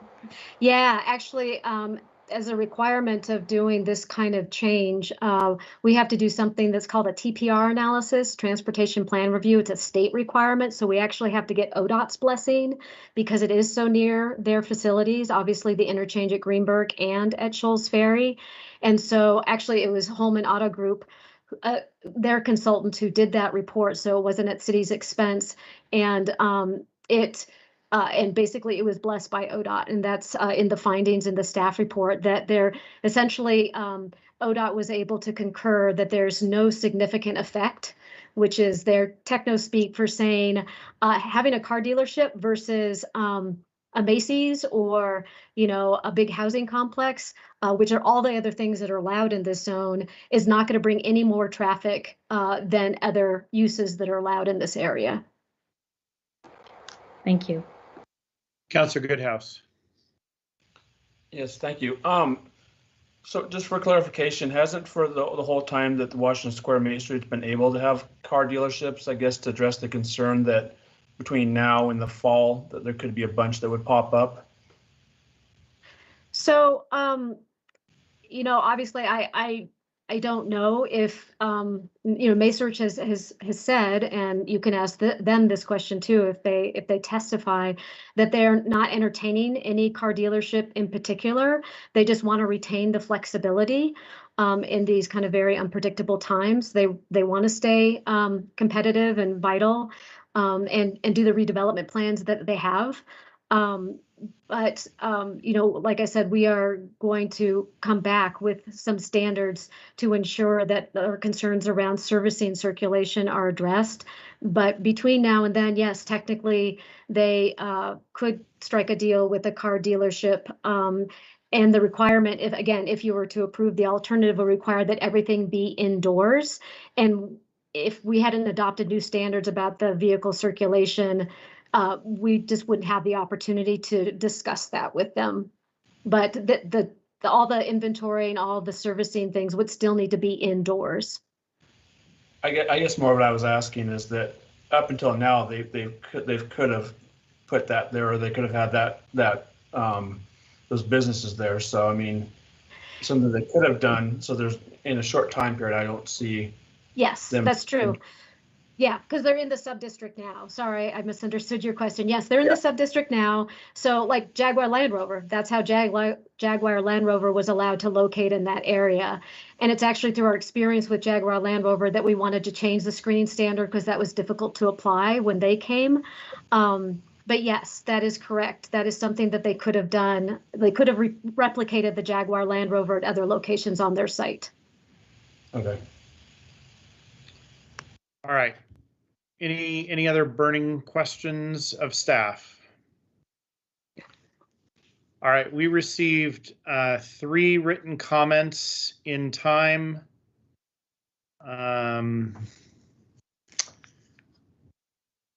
We had one from Holman Auto Group in support, one from Michael Robinson from Schwabe, Williamson and Wyatt, who represents Holman Auto Group, it appears.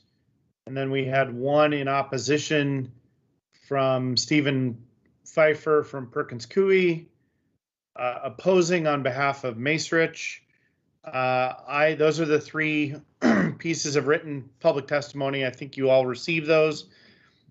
I want to ask everyone that is going to be testifying via voice that you try to limit your comments to 3 minutes if possible and summarize and hit key points. We are already quite over time, and I want to try to make sure that everybody's focused on the key points. It also sounds like there's been a lot of work done beforehand to try to get everybody's needs met. And so I hope that everybody's testimony can reflect that. With that, Mr. Nolep, you want to put the first caller in the queue?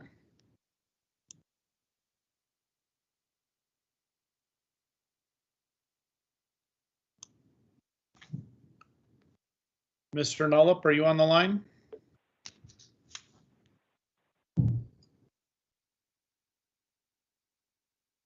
Okay, thank you.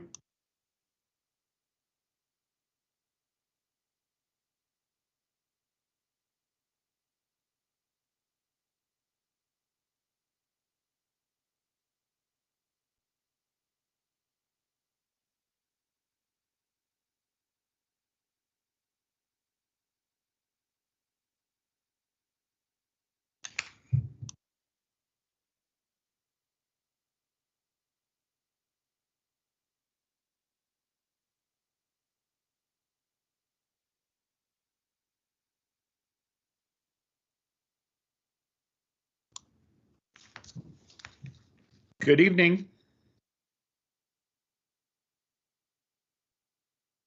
I'm not sure. Is that supposed to be me, John Southgate?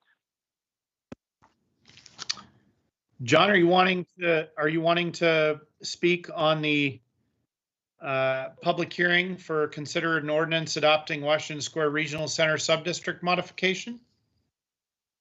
Yes, my apologies. I thought my name would be called out.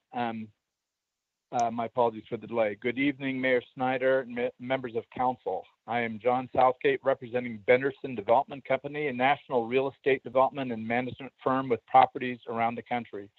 Joining me are Mr. James Boglioli, Director of Right to Build for the company, and Ty Wyman, attorney with Dunn Carney in Portland, also representing Benderson.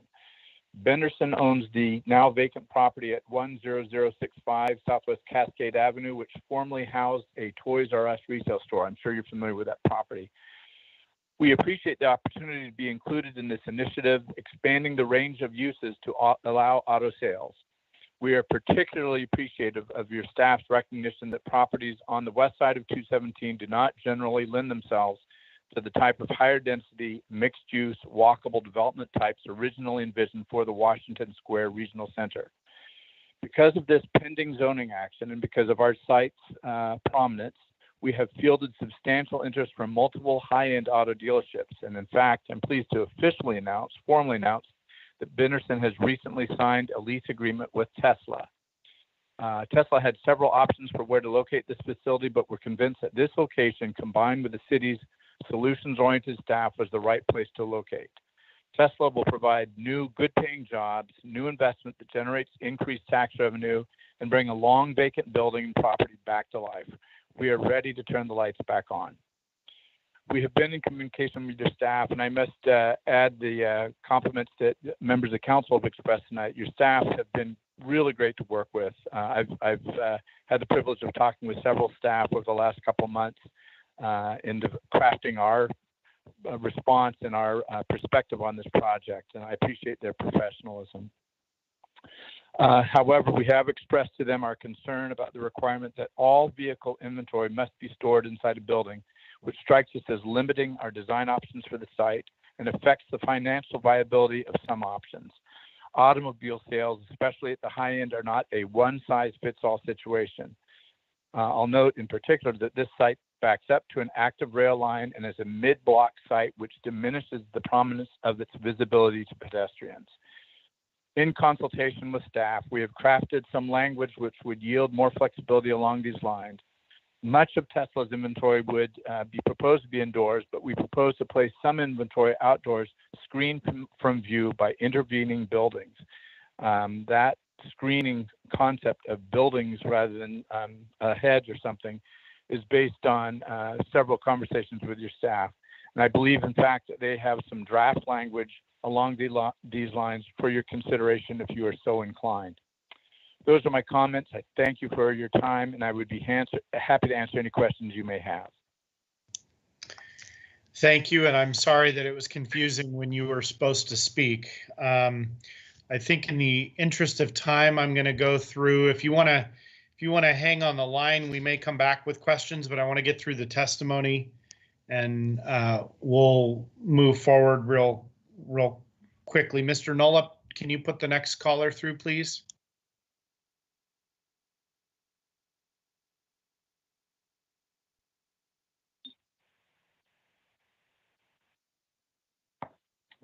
No, I don't think so. But if there's questions for me and he's a better respondent, then we could pull him in.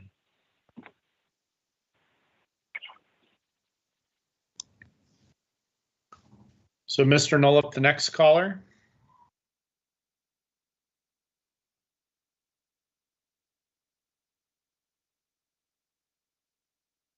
Hi, Mayor. I'm also John Southgate, so I will yield my time unless there are questions. I represent Benderson. Thank you. And Mr. Nolip, the next caller.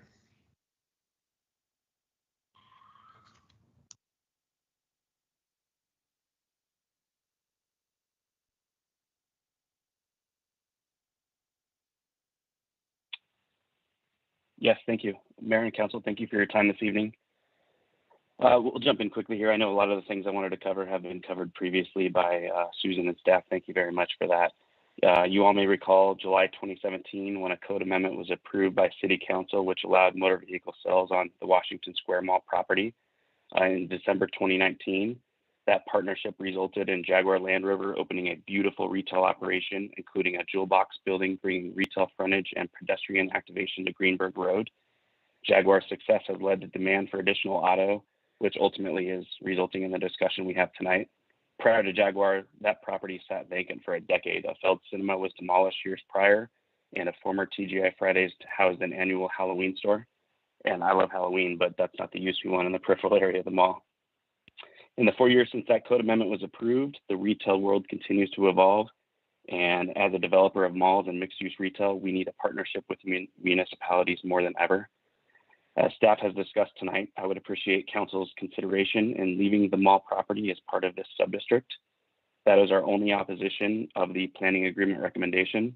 We are supportive of the property west of the 217 being included in the subdistrict, and we are supportive of staff's recommendation of the indoor street screening standard as it aligns with our goals of an urban environment and a pedestrian-friendly, walkable environment.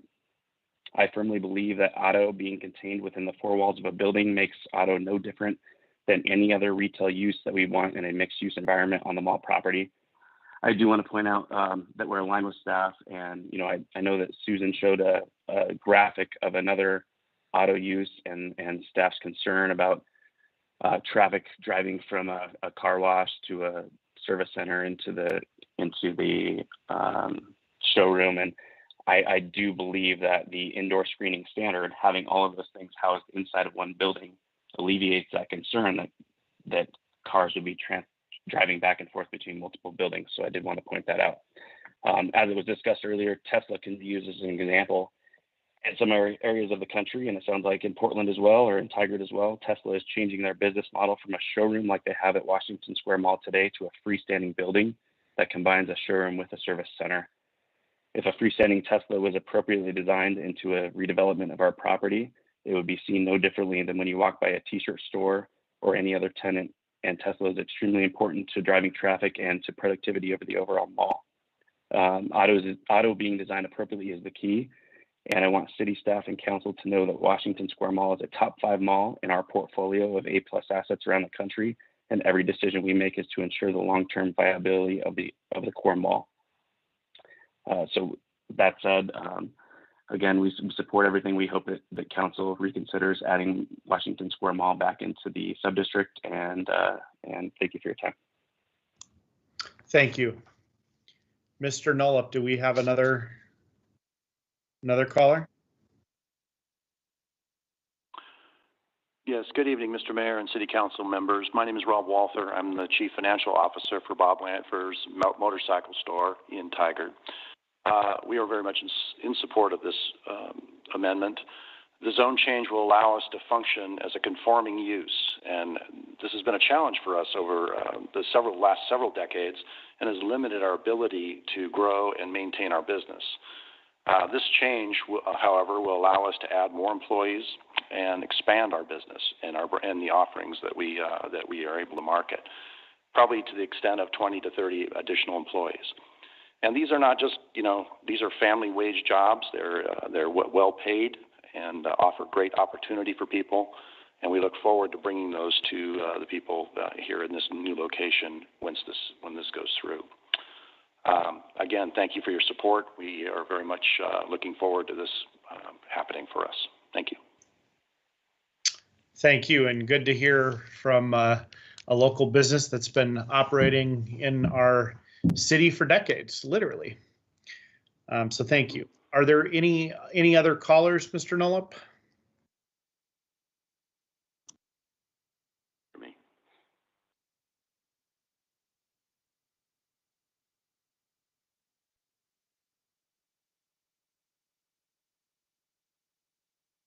Oh, I had mute on my side. I'm sorry.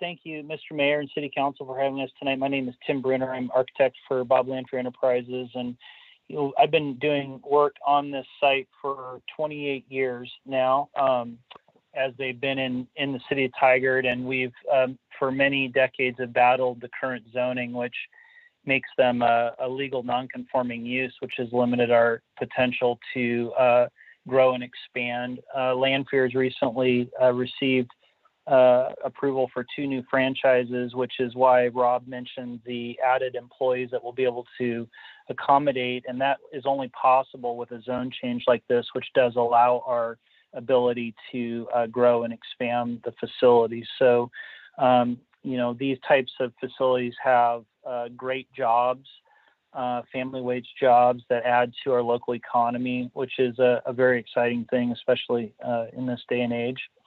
So in our mind and in my vision of what we can do with this property, this is going to overcome a large hurdle that we've had for so long. And we look forward to seeing this adoption of this change for the property and the zoning. Thank you very much. Thank you. Mr. Nollup, next caller.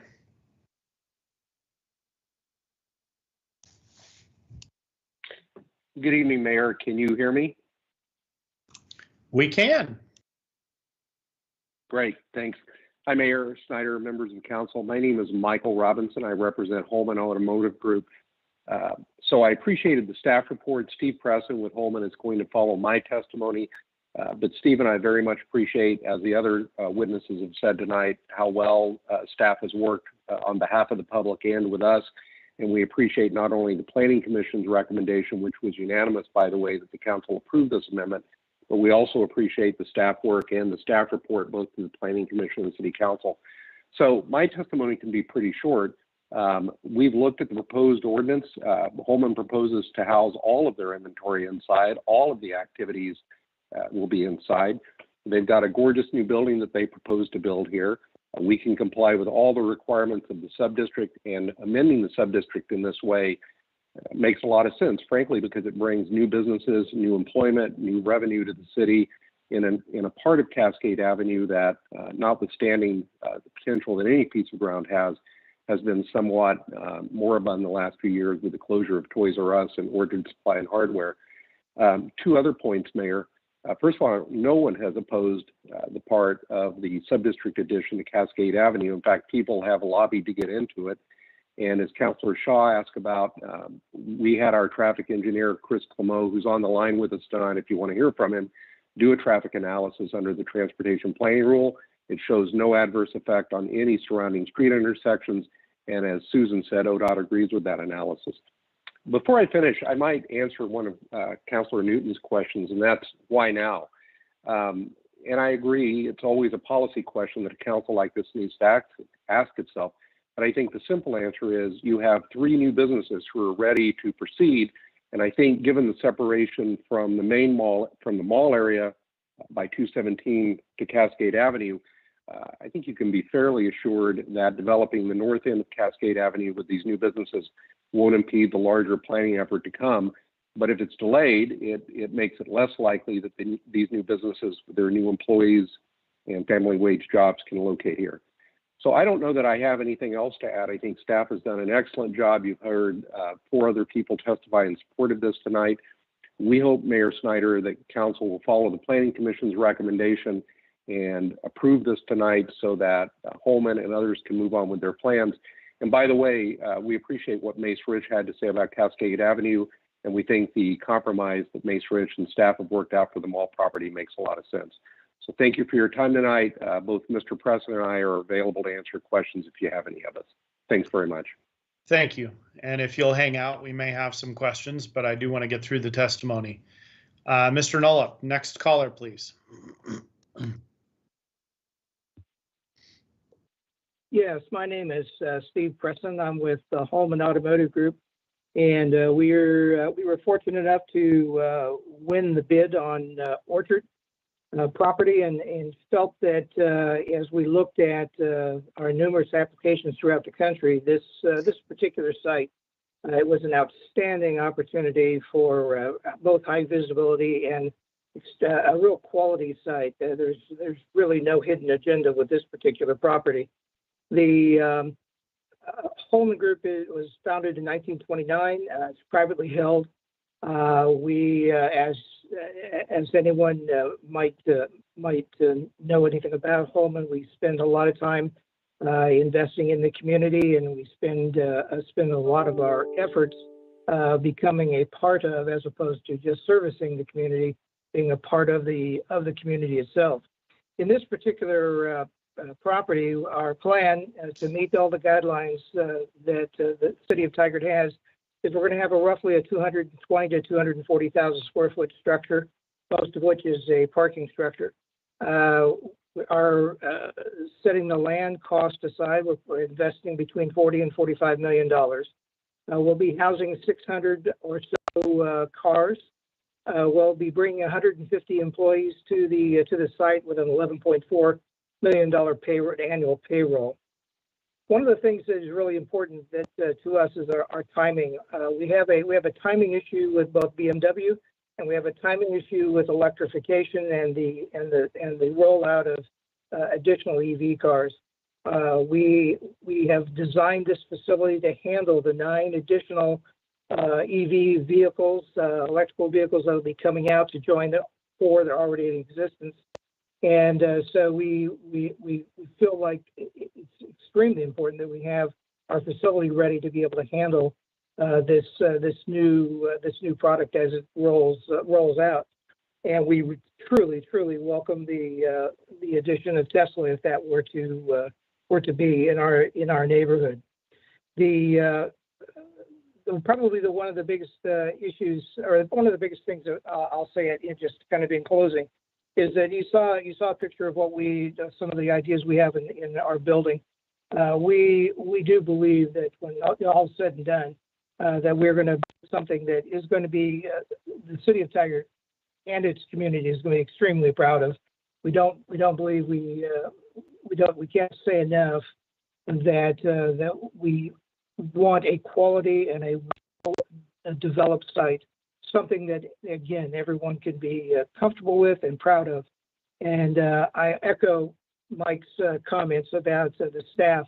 We're under a very tight timeline, and the staff has worked very, very hard to assist us, and we try to do the same. So my compliments to the City of Tigard and to the entire staff in this effort. Thank you. Thank you. Mr. Nullup, do we have any additional callers?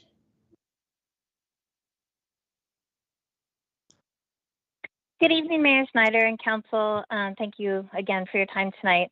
Washington Square, as we've already noted, supports the alternatives to the original plan as presented by Susan Shanks tonight to include our site in the sub-district that has motor vehicle sales and rental facilities as an allowed use.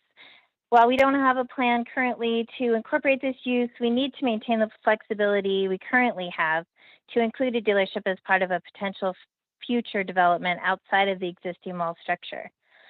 Washington Square is a $1 billion asset and a main priority for the Macerich portfolio, and the company is likely to spend millions of dollars over the decade as we are positioning ourselves for redevelopment.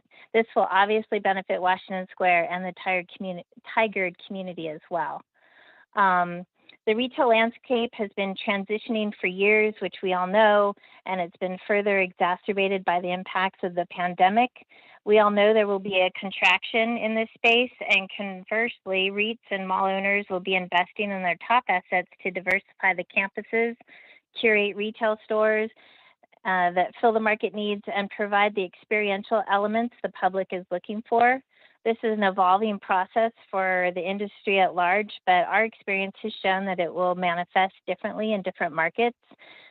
Macerich is already planning for this future at Washington Square, which will include enhanced entertainment, dining, hotel, and green space offerings as part of this year's parcel redevelopment already through the entitlement process. Additionally, we have been in discussions with other areas of the property we can develop to create updated, more dense mixed-use campus, which will ultimately keep the property relevant and vital, another huge benefit for the Tigard area. I want to emphasize our interests are aligned. We want to continue to invest in the shopping center, create business and job opportunities, and promote the vitality in the city of Tigard and beyond, and create spaces in which people enjoy spending time. We feel like the development changes across the street also enhance that alignment. Let's see, I want to adjust a couple things that came up. Trip generation rates, just as an FYI, for the mall in general is nearing 5 trips per 1,000 square feet of space. Auto sales, new and service centers are about 2.5 trips per 1,000 square feet of space, just as an FYI when we're talking about trip generation. So the mall is already driving vehicular traffic to the site.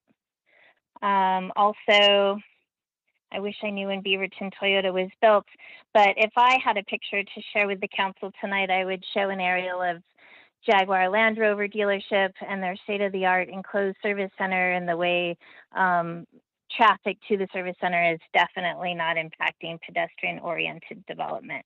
We're very mindful of that. And then finally, I'd just like to say I totally get striking while the iron's hot.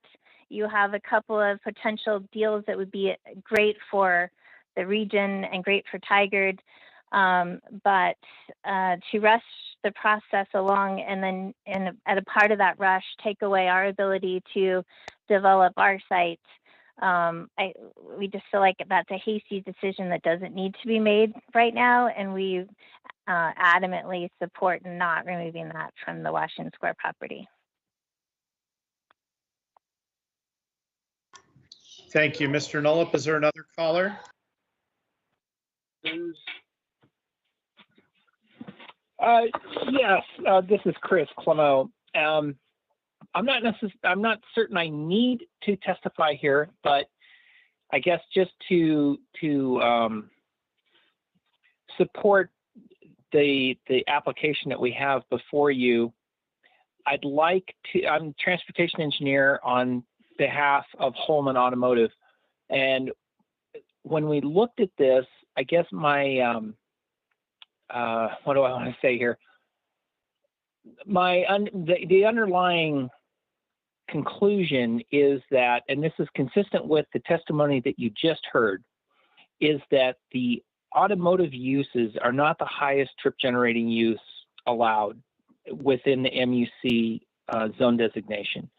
So whether you add or remove automotive dealerships from this, and from the sub-district, doesn't matter in terms of trip generation and kind of worst case scenario impacts. So adding it to the east side of 217 or retaining it within the Washington Square Mall itself is not going to significantly change transportation impacts. So I guess just from a transportation perspective, that's what I need to say.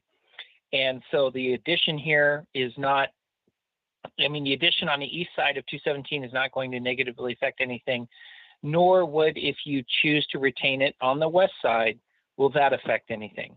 So I guess that's my testimony, and I'll leave it at that. All right, thank you, Mr. Nolup. Next caller.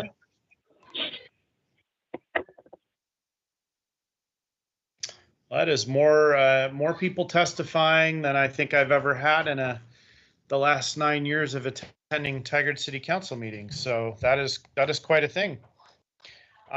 Thank you all the folks that provided testimony, and if you do want to be available for questions, we may have them. So I would recommend you hang around if you want to be able to answer questions.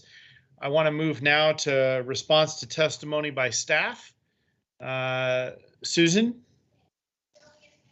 Thank you, Mayor Snyder. One thing I want to say is that just to concur that the city is actually not concerned about trip generation with this adding additional use, whether it's retaining that use on the mall property or adding it over on the Cascade properties. Just to make it really clear that the city's only concern with retaining this use on the mall property is about car circulation. So it's different than trip generation, and that's the diagram that I was trying to show you. And yes, and in terms of what both Jacob Knudsen and Maria Halstead said, I really believe that the city and Macerich are on the same are on the same page about moving forward. And I really appreciated, like the discussions we had to come to that compromise. And just as a staff person, knowing what our strategic plan is for the city for walkability, it's just us being, super cautious and mindful that we have to, advance and protect the public's interests here. And so that's why, if you do want to consider retaining the mall property in the sub-district, that we would want to come back with you with a suggested language for ensuring that those circulation patterns are not impactful. And other than that, I did want to also just share that, and I'm trying now, that John Southgate's testimony with regard to the indoor storage, his indoor storage proposal for the Benderson property and elsewhere, maybe on Cascade, we do have some language that if you wanted to consider allowing properties on the west side of Cascade, or sorry, the west side of the highway, which is along Cascade, if you wanted to consider having their, giving them the ability to store inventory or do, say, servicing operations, not in a building, but behind a building and completely screened. We do have that language available if you wanted to consider that. So we would be ready to go if you were interested in pursuing that particular proposal that the Benderson folks suggested. And I think that's it for me. And is that something that would be considered a minor change as well? Yeah, and honestly, that major and minor is pretty much a subjective thing. Like, it's if we as staff feel that we can actually think quickly enough on our feet, or we can come prepared in this situation, then, we would like to present it for your consideration. If you wanted to go that direction, it becomes major when we go, we can't do that on the fly. So maybe consider continuing. So we are prepared to handle the different proposals that were put forward tonight. All right. Thank you. And I'm going to close the public hearing. And council consideration of ordinance number 21-13, along with the varying machinations we had of proposals. So Councillor Newton. Thank you, Mr. Mayor. Ms. Shanks, these may be questions for you. I am on page 17 of the document, and we're talking about council findings. And this information may be available, and I just didn't see it. But we talk about council relying on facts that demand for new car dealerships is anticipated to be strong. And some of the findings here, I haven't seen evidence of, and maybe that's not a big deal. But if you look at this paragraph, there's a lot of findings. Council finds this, and haven't seen any evidence of it. So maybe I'm overthinking it. Maybe it's a city attorney issue, but we talk about the demand for car dealerships being strong in the future, us relying on the failures of existing retail businesses, lack of interest. So our own buildable lands inventory as evidence there are few adequate alternatives for motor vehicle sales. I did actually look at that, and I would concur with that. But I didn't know how much documentation folks would be relying on for the simple fact that, is it possible that another use would come into the Washington Square area and say, well, we want to do a sub-district for this based on these findings? So I'm not opposed to what we're doing, but I'm a little bit nervous about what I view as the lack of specificity here. So maybe I'm looking for trouble, but I just wonder about that. Thanks. Well, I so appreciate that you actually read the staff report and all the findings. Bravo to you. And I may ask Lena Smith to weigh in on this because she actually was more involved in helping to draft those findings with the help of actually a land use attorney.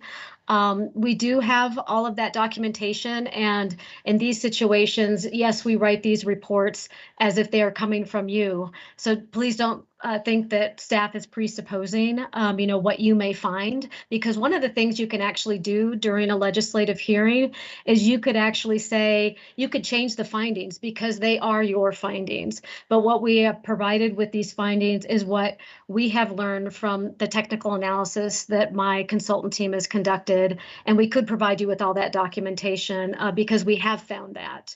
Maybe don't need the document. I'm sorry, don't need the documentation, but it's nice to know it exists because it definitely exists. Like, oh. Yep, it definitely exists. We would not write that if we did not believe that we could back it up.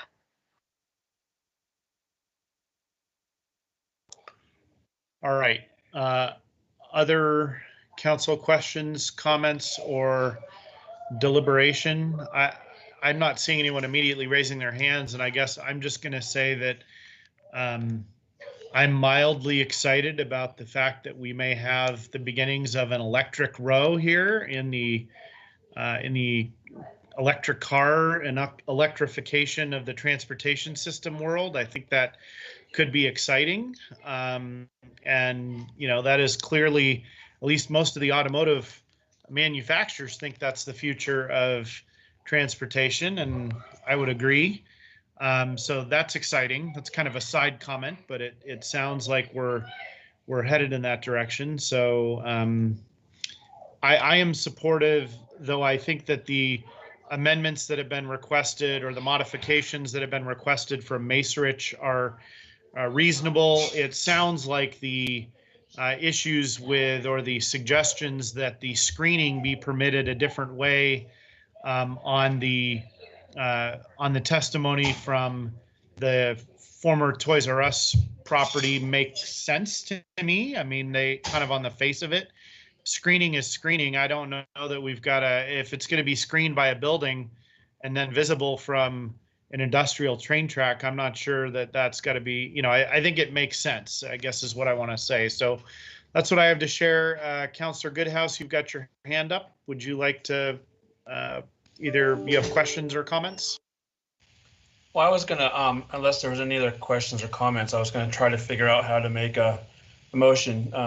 Susan Shanks was saying that with, because I agree with you, Mayor, I think make the minor adjustments of keeping or including the Washington Square Mall in the area, and then with the part of off Cascade, allowing the back screening so they could have, you know, facing the railroad tracks. So I don't know if I should just make a motion based off that. There's certain language that staff needs me to say to make that motion altogether. Good question. Planner Shanks or City Attorney Rahala? I am going to lob that one over to City Attorney Rahala, if that's okay. So the direction would be whether or not to accept the Macerich proposal and the Tesla proposal. So assuming that council is on board with both of those, which I haven't heard a consensus for yet, but I'm assuming that's the direction. Well, that'll be coming with a potential vote or further discussion, but yeah. Yeah, that's the proposal I'd like to make. So if you want to help me craft that, then I can make that motion, and then we'll see where it goes. So then the motion would be to adopt the ordinance with an amendment to leave the mall in the Washington Square subdistrict and to accept the, Planner Shanks, do you want to put the language, the Tesla language on the screen just so council can see what they would be adopting? Yes, and I wouldn't necessarily call it the Tesla language, just to be clear, it would apply to all the properties on the west side of the highway. So let me put that up on the screen. Yeah, we don't make decisions for individual businesses. Exactly. So we had many alternatives in our back pocket, and this is the alternative language. Well, first, let me show you, just to be clear, the map that you're talking about with this particular motion, Councillor Goodhouse. So what I'm hearing you say is that if you accepted the mall's proposal, that the sub-district would include all these properties that are in the gray speckled tone, as well as the properties that are cross-hatched over on the other side of the freeway. So that's what the map would look like.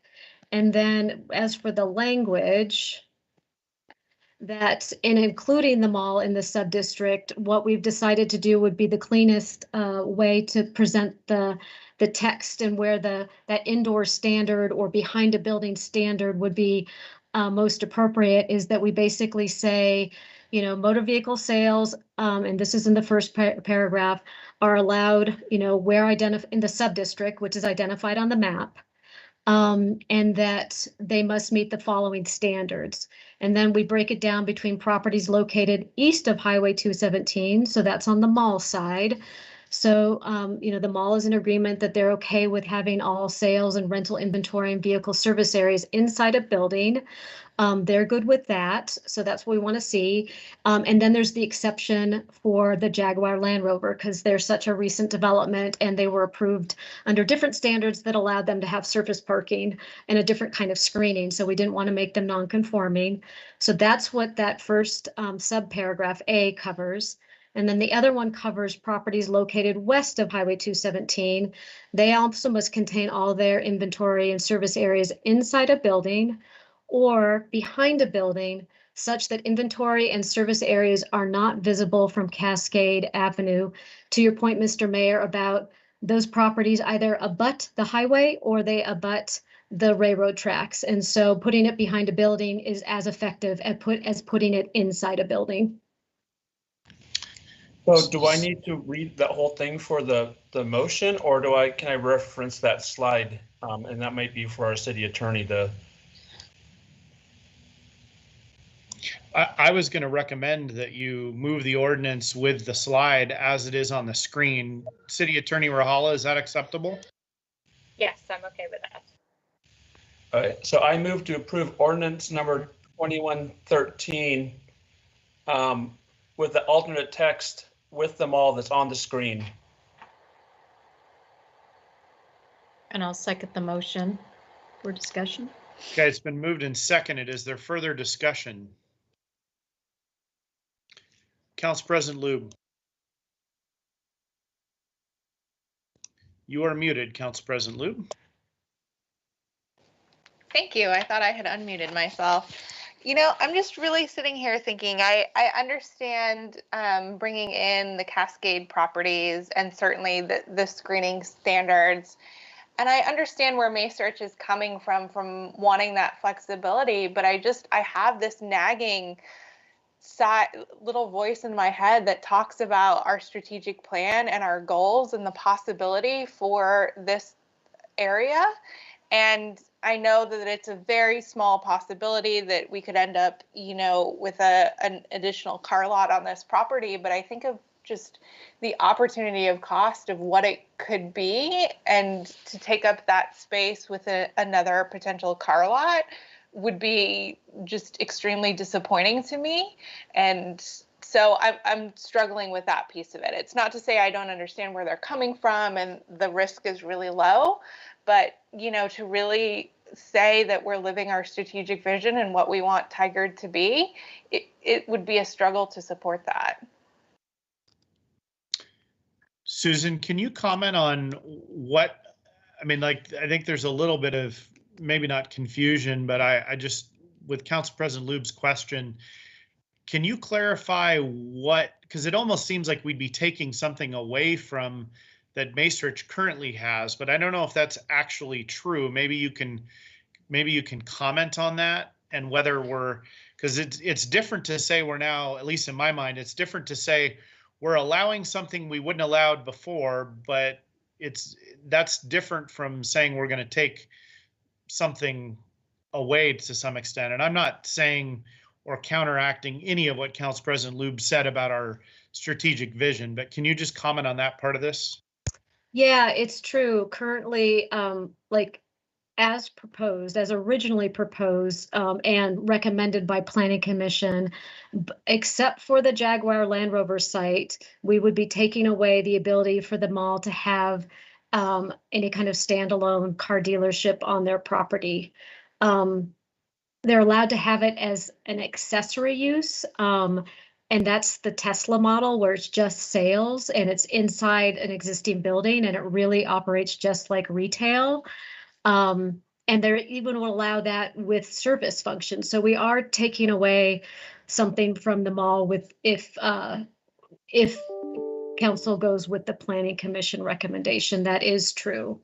And I also will add that, and I know this to be true, even though perhaps this would be better coming from Macerich, that, and I hope you're familiar with the Sears redevelopment project that they already have approval for, that would have been under construction, but for COVID. And I've heard that they're planning still to move forward with that next year, that they were approached by BMW, the Holman Auto Group, which is now located on the other side of the street, to locate in that Sears redevelopment area, and Macerich turned them down. So while, the city wants to ensure that this area remains walkable by, including some additional standards to mitigate any kind of vehicle circulation associated with service areas, based on all the conversations we've been having with the mall, even also with TriMet about transit-oriented development, I really feel like the city and the mall are on the same page with regard to the walkability component. And I wouldn't say that if I really truly didn't believe it. I honestly wouldn't, but that's just what I believe. Obviously, we need the standards and certain things always in place, because we, the city, are the land use authority, and it's up to us to implement, kind of that vision.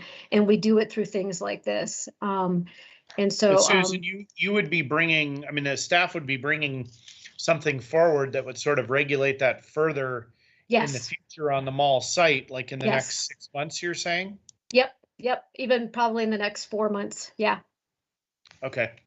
Council President Lube, do you have other follow-ups? I'm sorry, I kind of helped with your question there, but do you want to add more or ask further follow-ups or make other statements? No, but I appreciate your additional context and question clarification. Okay. Councilor Goodhouse. Yeah, I think that Mary, you mentioned a little bit, and Susan Shanks answered kind of a little bit what I was just going to follow up with is that I would, I think we always look at a lot of times with business that, a lot of time whatever business, what they're able to do on a property is what, how much can we really control that as a council is what they do or don't do. And if they've been able to do that for a long time, taking something away from a company that's put an investment into a property and has plans or the ability to expand or change in the next decades, is really would be a blow to take them away. So I think with what we put in place with some of the screening and then the next 6 months, what comes through, I think we'll be able to work out something that will be done. And that's encouraging to hear too, that they Matrix did have the option of putting BMW on there. They didn't. So I think that's a little more relieving knowing that they're not looking at clustering up with auto dealerships on there. They just want that flexibility in the future.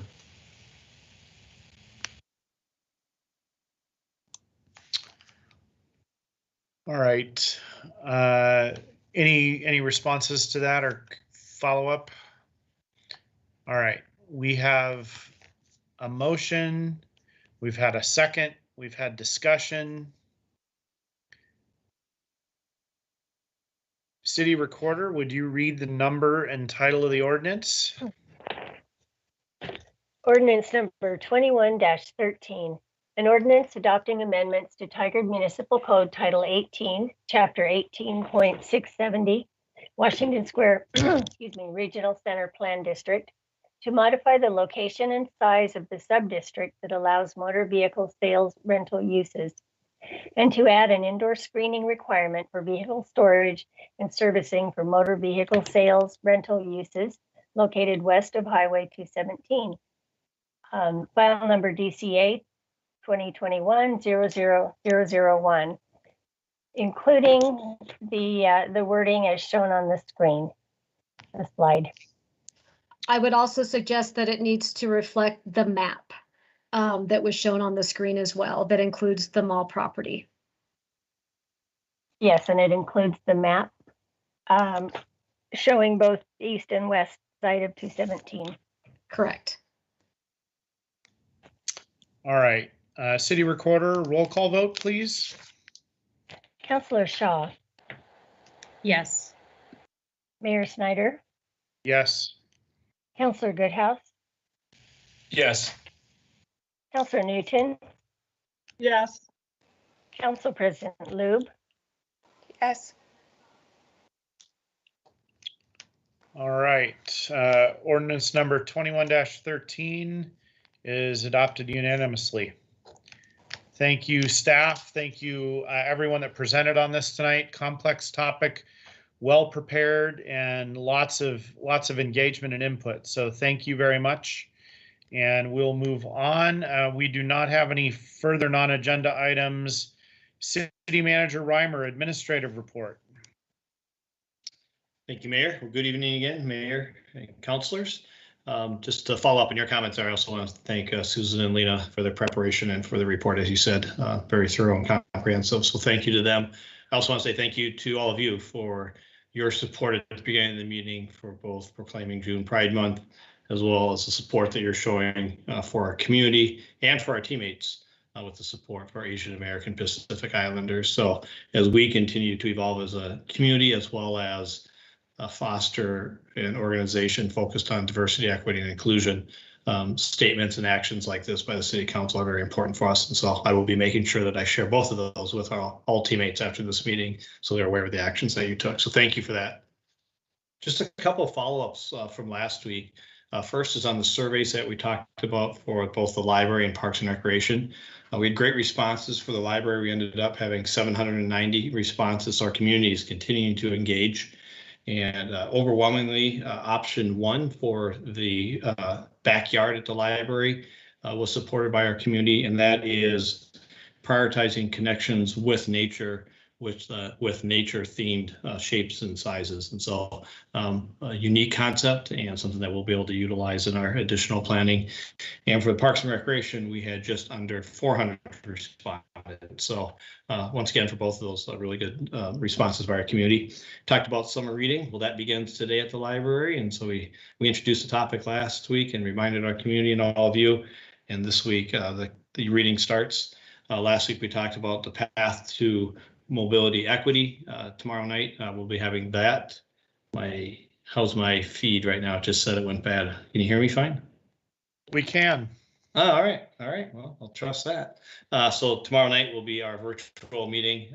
So we invite the community to join us in talking about transportation and equity and the importance that it plays in that. And so that's tomorrow night from 6:30 to 8. Also discussed last week that we have a presence at the farmers market every Sunday. This week we had a member of the Public Safety Advisory Board join us, Valerie. And so we just look forward to many of you and others joining us as we continue to have that informal dialogue with our community. And I learned that we're very pleased to announce that Oregon strawberries have arrived. And so those are now at the market. So there we go, thumbs up.